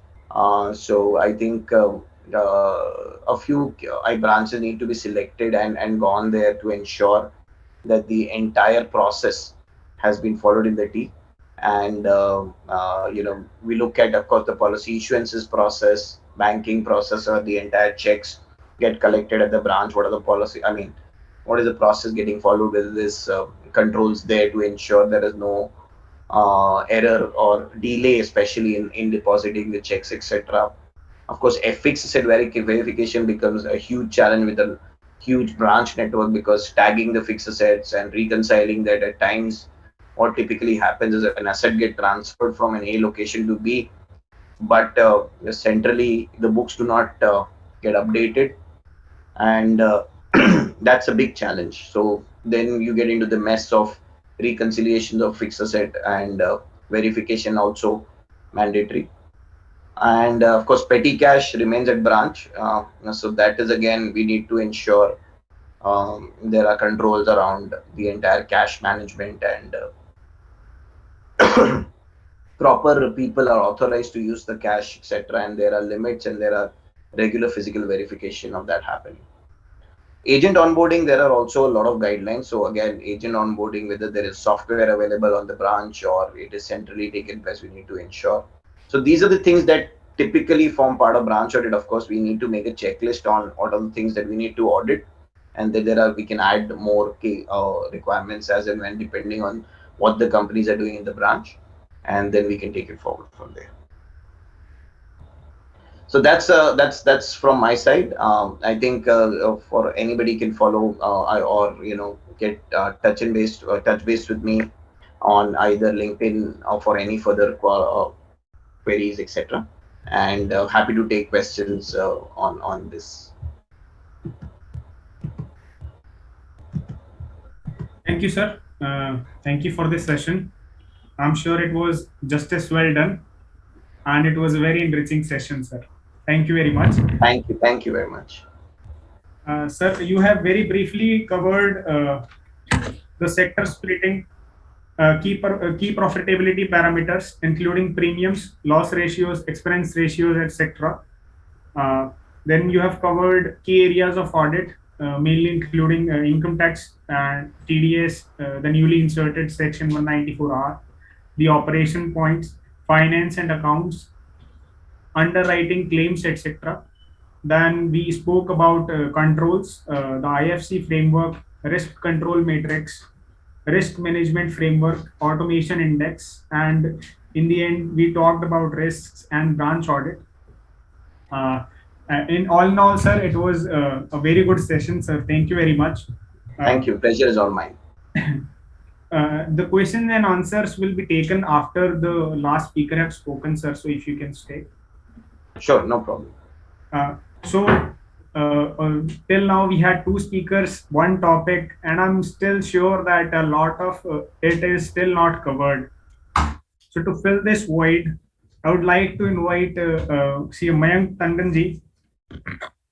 Mayank sir has qualified in the year 2003 with more than 19 years of professional experience, out of which 16 years of experience is in insurance and reinsurance sector. He has done visa from ICAI and diploma in IFRS and ACCA, and is currently CFO at Score SE India from June 2016. I welcome Mayank sir to please shed some light on the topic. And Mayank sir, please. Thank you, Sampan, and good evening, I everyone. request Jitendra sir to stop the screen sharing. I think it is still on.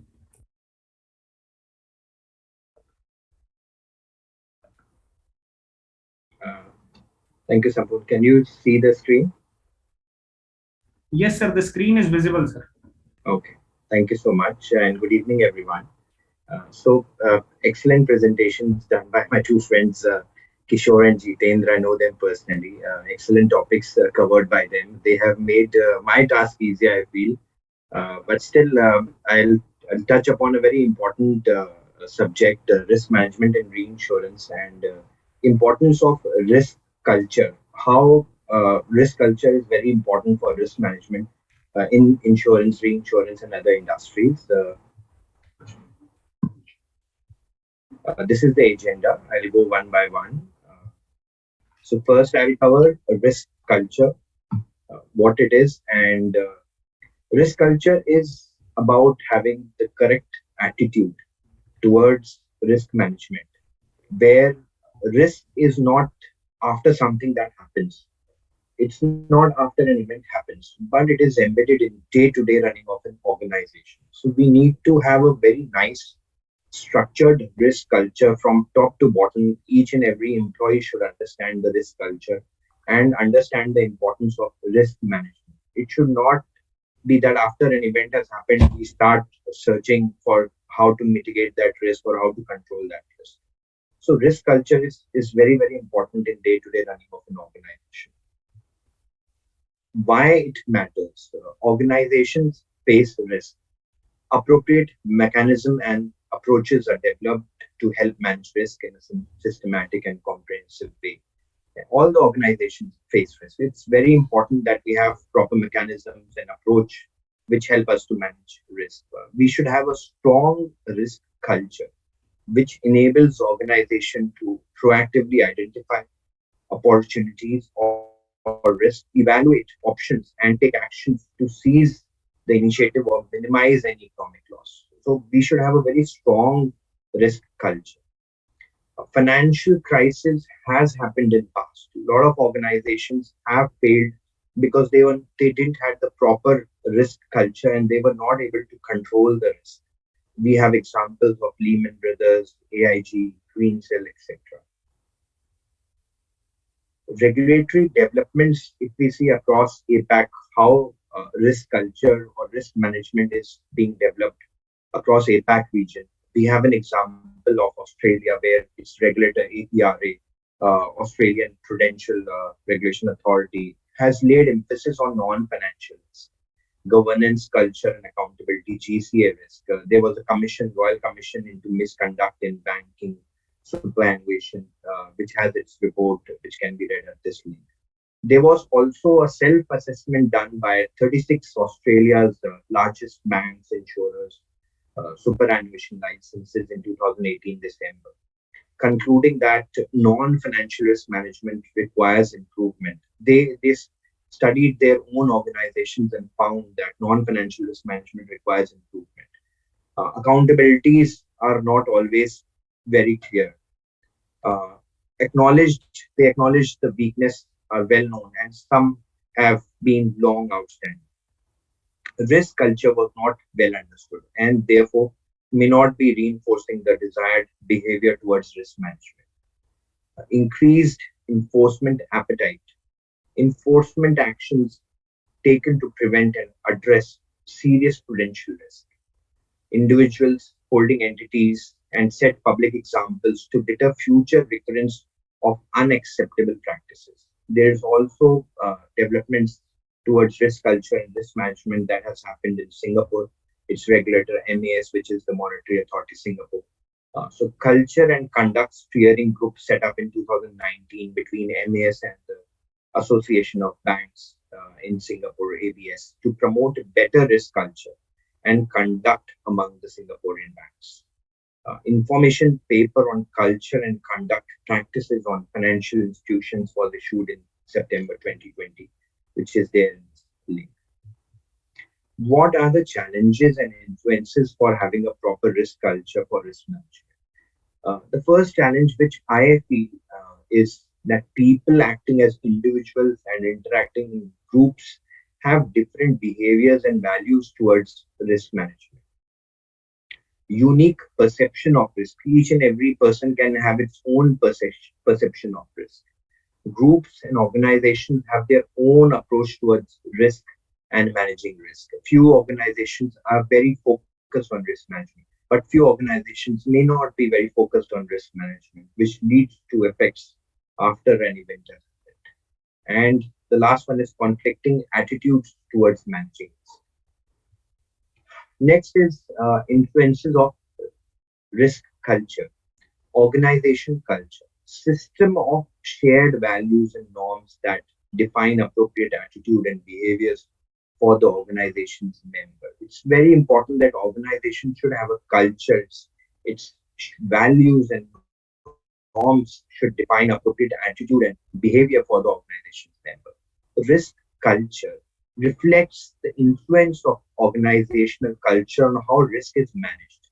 It's very important to have a very appropriate risk culture, and the mechanism and techniques employed determines the way in which individuals and groups within an organization identify, understand, discuss, and act on the risk the organization confronts and the risk it takes. What are the fundamentals of risk culture? If we have a strong risk culture, we'll be able to manage risk. So the fundamentals which I believe are, firstly, it's leadership tone from top to bottom. Second is organization. Third is a very nice ERM framework, which Jitendra also mentioned. So first we'll see what are the risk culture and fundamentals. Leadership tone from top. We should have a distinct tone at the top from senior management, explaining the importance of risk management. A senior management's commitment is consistent, visible, and sustained over time. I feel that senior management should show a commitment towards risk management, and it should be consistent. It should be visible to each and every employee, and should be sustained over a period of time. It should not happen that senior management's commitment is not consistent, it is not visible to the employees, or it keeps on changing. It should be consistent, it should be visible to each and every person of the organization, and it should be sustained over a period of time. Senior management provides direction on how risk management can contribute towards business objective. It is very, very important that senior management should give directions so that risk is managed properly and it contributes towards business objective. Senior management encourages risk information, whether it is good or bad, to be proactively and as soon as possible communicated to the management. It should not happen that employee feels that this is a bad news, we should not communicate it, or something will happen to that employee. There should be a culture, and senior management should promote that culture, that whether an information is good or bad, if it is impacting or there is a risk, it should be communicated properly and appropriately within the organization. Whistleblowers and those raising concerns are supported. It should not happen that whistleblowers are not supported. Otherwise, management will not come to know what is the risk that is lying in the organization, and it will blow up someday. So risk should be, if it is blown or if a whistle is blown by a whistleblower, there should be proper support for him. Risk culture fundamental second point, which I want to highlight, is organization. Clear accountability and ownership for managing risk and risk management as a process. There should be clear accountability. Who is responsible? Who has the ownership of which risk? Who is managing the risk? And what are the processes for risk management? There should be clear processes for that. Communication and review structures are in place to ensure risk decisions are effectively reviewed. There should be proper communication and review structure, which helps to ensure risk decisions are properly communicated to everyone in the organization and also effectively reviewed at a frequency which is predetermined. Strategic direction clearly provided by senior management on appropriate levels of risk taking. There should be proper strategic direction which is clearly provided by management. What are the levels of risk taking? What are the levels which is okay for the management? What are the levels which are not okay for the management? The organizations actively learns from adverse events. It is very important to learn from adverse events where risks are not appropriately managed, and also celebrates role models where risks are appropriately and successfully managed. It should happen both. If a person is lenient or ignores a risk which is predetermined, defined, identified, and causes any loss to the organization, those examples should be shared. Also, if a person is appropriately doing his job, successfully managing the risk, he should be motivated, he or she. Risk information is communicated transparently within the organization. It is very, very important. What are the risks? How to monitor that risk? How to control that risk? What are the processes set up? It should be communicated transparently to each and every organization. Every person should know what he has to monitor, how he has to monitor, where he has to report, at what intervals he has to report. Everything should be transparently communicated within the organization. The last point which I want to touch upon is in this presentation is ERM framework. The boundaries of risk taking are defined. Boundaries should be clearly defined If the risk is within this boundary, it is fine. If it is crossing this boundary, one needs to report it. Clearly articulated. Example, through a risk appetite statement, setting out the organization's risk appetite. What is okay, what is not okay? What are the risk tolerance and risk limits within which we can bear the risk, or organization can bear the risk, and what are the limits beyond which one needs to create an alarm so that organization takes appropriate calls and it controls the event so that it does not cause much harm to the organization. The second point in ERM framework is risk management mechanism in place to identify, access, control, manage the risk, ensuring alignment with the risk appetite that has been defined. It is very, very important to have a risk management mechanism without which you will not be able to identify or you will not be able to control a managed risk. The third point in ERM framework is the process of risk acceptance and risk management is supported through a framework of proper governance structure, policies, procedures, internal controls, monitoring, and reporting. The fourth point is trends and emerging risk are monitored properly. There should be trends which should be there should be a proper analysis of trends. If a trend is emerging or a risk is emerging, it should be properly monitored. If we are not monitoring the trends, or if we are not monitoring the risk which is emerging, it will cause harm to the organization. The last point in ERM framework which I want to touch is the ERM framework is regularly reviewed by independent parties. It's very important to have a framework, and also it's very important to regularly review it. The best is if it can be reviewed by independent, maybe by auditors or by independent consultants. It's very, very important to review it regularly. I'm sorry, my presentation is short, and this completes my presentation. I'm okay to have any questions or anything. I don't know how to.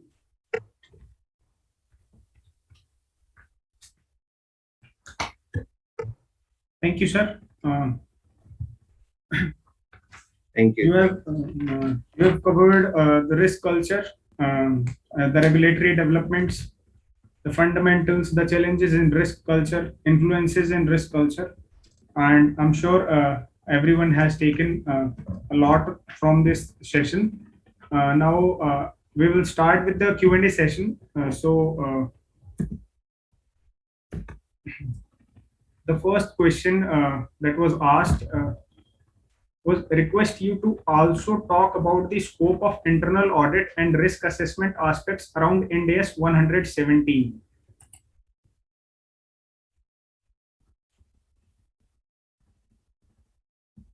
Hello.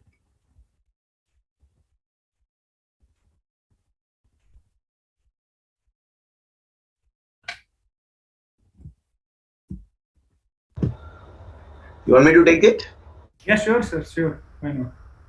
Yeah, so I think Ind AS 117, of course, is a completely different standard. I think the important thing is that you have to check on what the regulator comes out with it on this. So currently, I think regulator has not come out with a standard for the insurance with right now. I think as soon as that comes in, I think we'll have to take a look at how we go about the entire implementation of that standard in the insurance industry. So as of now, I don't think we have complete clarity on what needs to be done.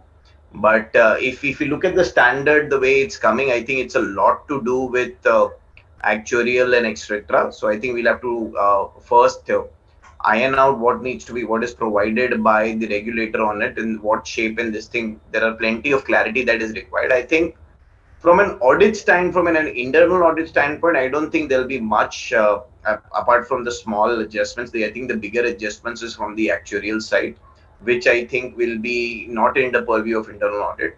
But the others which are there on the accounting piece, etc., we'll have to see whether again the systems and procedures take care of whatever is required by that standard. That is the biggest challenge, whether all the systems can be taken and built in to bring in all the changes which is there. So once the system and processes are then, of course, we'll have to look whether whatever is provided either by the standard and corrected by the regulator is being followed in the letter and spirit. Okay, sir. And I would like to add on that in the one Yes, sir. case Yes, please. 117. So I belong to a global company which is implementing IFRS 17, which is similar to India's 117. So I believe it is at very initial stage where IFRS 17 insurance contracts is being implemented globally by insurers and reinsurers. And I believe a lot of development is still needed for accounting how the regulator in India sees it and what experience we learn from global implementations. Even for internal audits, a lot of things would change because if we see 117, the basic concepts of gross written premium changes, gross incurred claim changes in 117. So a lot of even for internal audit, a lot of developments would be needed even from the regulatory standpoint how we adopt the global IFRS 17 and India is implemented in India. So a lot of development I feel is still needed towards that, and definitely we need internal audit support in implementing NDS in India. Okay, sir. The next question that was asked was, how often does the company refresh its assessment on the top risks?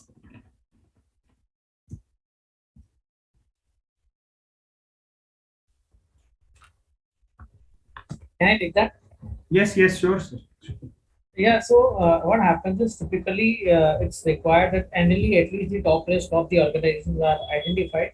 So the scenarios are quite dynamic. So it is required at least once in a year should be done. If possible, it should be done at a shorter interval, but minimum once in a year you should review the same.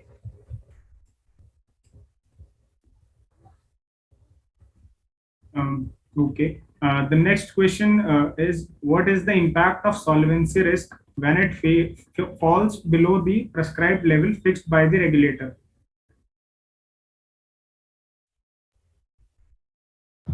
I'll take that. Yeah, so it's a mandatory limit. So the regulator could call for actually cancellation of your license. Practically, if your solvency ratio goes down quite before 1.5. But it could be a scenario where there is a huge loss and the solvency ratio temporarily falls down to say a 1.4 or 1.3, and then the shareholder is actually required to pump in capital. So I think that the regulator might be considerate at times. I mean, in the past, I think with few of our peers that has happened where it has fallen below, but that's been in really uncertain circumstances. But I mean, practically and as per the law, the regulator can call for cancellation of license if it goes down below 1.5. There's also a very important thing. I agree with Jitendra, and there's also a very important thing. What we do is we do solvency projections for future. How we manage this solvency risk is that for next 1 year or of 2 years, we do based on business plans what are the projections for solvency, and if we feel that there is any capital requirement or if we see that solvency is going down below 1.5, then we highlight this to the management that capital infusion requirement may come up in future. So this is how we manage this risk. We do projections for solvency. Even I would like to add in here, the organization does have solvency framework. So the calculation of solvency is through a factor-based model through which any exposure, knowing your PML, you can easily factor what will be the impact and the likelihood of infusion of the capital. So determining or depending on the appetite of the organization and the available capital, the solvency needs to be taken care of. Perhaps it's one of the most important risks of an insurance company. So yes, it needs to be monitored on a real time basis.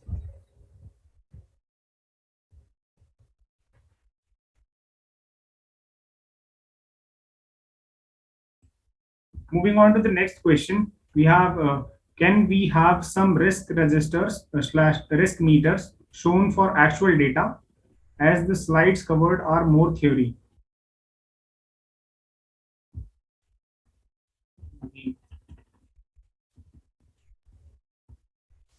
So that's a particular ask which I can see, because there are a number of functions in an insurance company. Actually, being one of them. Likewise, there would be underwriting, there would be operations, there would be claims. So showcasing each, in a 45-minute presentation is really difficult. As I mentioned, it's a technical topic. It itself is a huge technical stuff, and each of the functions can be taken in a 3-hour session. So probably there are risks across all the functions. Actual is one of them. I think that's the reason they wouldn't have been a specific slide on the same. But the idea was to make aware on the subject of risk and the management in the insurance, covering the parameters and the key tolerances in each and every risk. Okay, sir. The next question is, what are the key red flags in the risk-based internal audit of insurance companies? I think I put up a slide which is the key risks which were there when it comes to audit, especially on the internal audit side. I think if we want to reiterate, probably first is, I think, product filing guidelines. That is the biggest risk. I think then commissions, payouts that happen. Two major ones. I think if you look at the past, maybe even a decade, majority of the IRDA penalties coming are on these two, and of course the rest of the ones which we collected was on the policyholder protection and complaints, etc. But these mainly product filing guidelines and payouts remain the key risks from an audit point.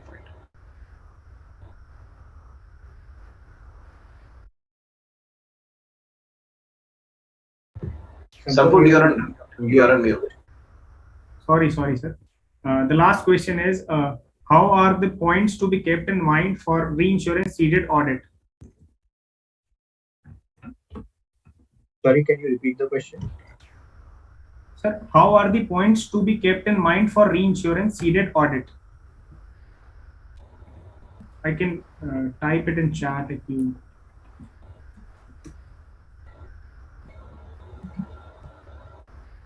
You want me to take this, Mayank, or you will take it? Yeah, Jiten, I'll try and then you can pitch in. Okay. So basically, reinsurance ceding, first thing is whether the reinsurance ceded percentage is through the system. That's very important because typically if it's a retail product very specifically, and there are a number of policies which have to be reinsured, it becomes very difficult for to manage that in a offline kind of an environment. So first thing you need to do is ensure that the systems have those rates. For example, if it's a 5%, 7%, 10%, whatever reinsurance number, if the system is done, once you do the system audit, whether the system is actually calculating the reinsurance percentages as per the reinsurance contract, that comes to the system, and once you ensure that the system is calculating right, that solves 80-90% of the problem. In terms where there are variable percentages, for example, some of the contracts would have non-standard, especially when it comes to health or those kind of policies where the reinsurance percentages are different, then you'll have to check slip by slip what is the reinsurance percentage and whether that gets fed into the system or that is being done manually. If that is being done, you will have to ensure that every contract, whatever that contract is, if it is a 40%, 80%, 90%, ensure that that goes on. And I think we can check that from a bordereaux which goes to the reinsurance companies. I think Mayank will be there also vouch that what comes from us to them. So we send a bordereaux every quarter to Mayank and team as reinsurer. So they can also, they also do their checking, but that bordereaux also be checked by the reinsurance team through the contracts that the amount that is going. So these are the things that you can take into consideration. But I think the ideal way is to check the system reports and whether all these reinsurance premium are coming on a test check basis, whether the reinsurance ceding amount is coming properly from the system or not. Agree with Jitendra. I totally agree. I totally agree that there should be system for reinsurance ceding, and auditors can do their analysis. They can check data, do pivots in or create charts in Excel, or discuss with management if they have any such charts or pivots to see whether overall ceding. Say, for example, if a direct company has decided that for fire insurance they will cede 20%. So, what is the overall number? Is that matching with an overall basis what has been decided by the management or not, or the contracts which they have signed? So there are checks, system checks can be seen whether system is doing their calculations properly or not on a sample basis can be checked. Overall analysis can be done with the data which is coming finally, whether that data is matching with what has been told to the auditors or not. Commissions have been properly inputted into the system, whether commissions is being properly calculated on reinsurance ceding or not. So there are multiple checks which can be done, and as Jitendra said, statement of accounts or board rules can be checked on a sample basis. So these are the checks which I feel which our auditors also do. We also do our reinsurance ceding. We accept also and we cede also. So these are the checks which we feel are Also, important for auditors. Yeah. Go ahead, Kishore. Also, an important thing would be the placement of the risk. So it needs to be ensured that there is a reinsurer available for the risk, and you get or you are able to onboard the risk on time. Otherwise, the seeding company would always be on the risk. So that's a very important thing to happen. Next would be the payment which is done to the reinsurer should also be on time, because there is a clause which says that if the payments are not made on time, then they are off the risk. Another thing would be the capacities which are bought by at the time of placement and buying the treaty. So the seeding company needs to ensure that the capacities which they have taken are being properly closed, and it shouldn't be that we all are under capitalized. Otherwise, next year onwards, it would be difficult to place a treaty with the same reinsurer. Correct. And there are also percentages specified by regulator where one cannot cede more than 20% to one reinsurer, or overall reinsurance ceding cannot exceed 50%. These things also can be checked by the auditors. This is specified by the regulator. Okay, sir. One last question that just popped up. Should the companies have a single reinsurer or multiple reinsurers, as having a single vendor is also a risk in itself?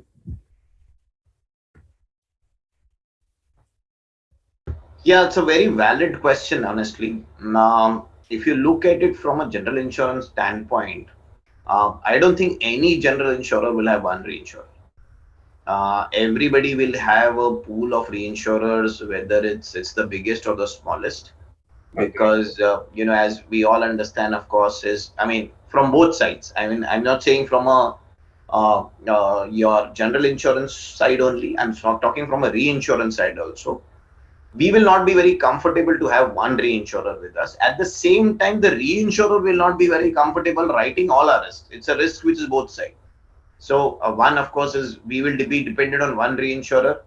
So we want more reinsurers so that we spread our risks. At the same time, the reinsurer will spread his risk by saying, if something happens to this portfolio of this company, so they should not bear the entire risk as such. So it's a very valid thing. Most of the companies have a plethora of reinsurance companies, and all reinsurance companies will have their portfolio split between a lot of insurance companies. So that happens very regularly. Okay, sir. That were all the questions. And with this, we have come to an end for this session.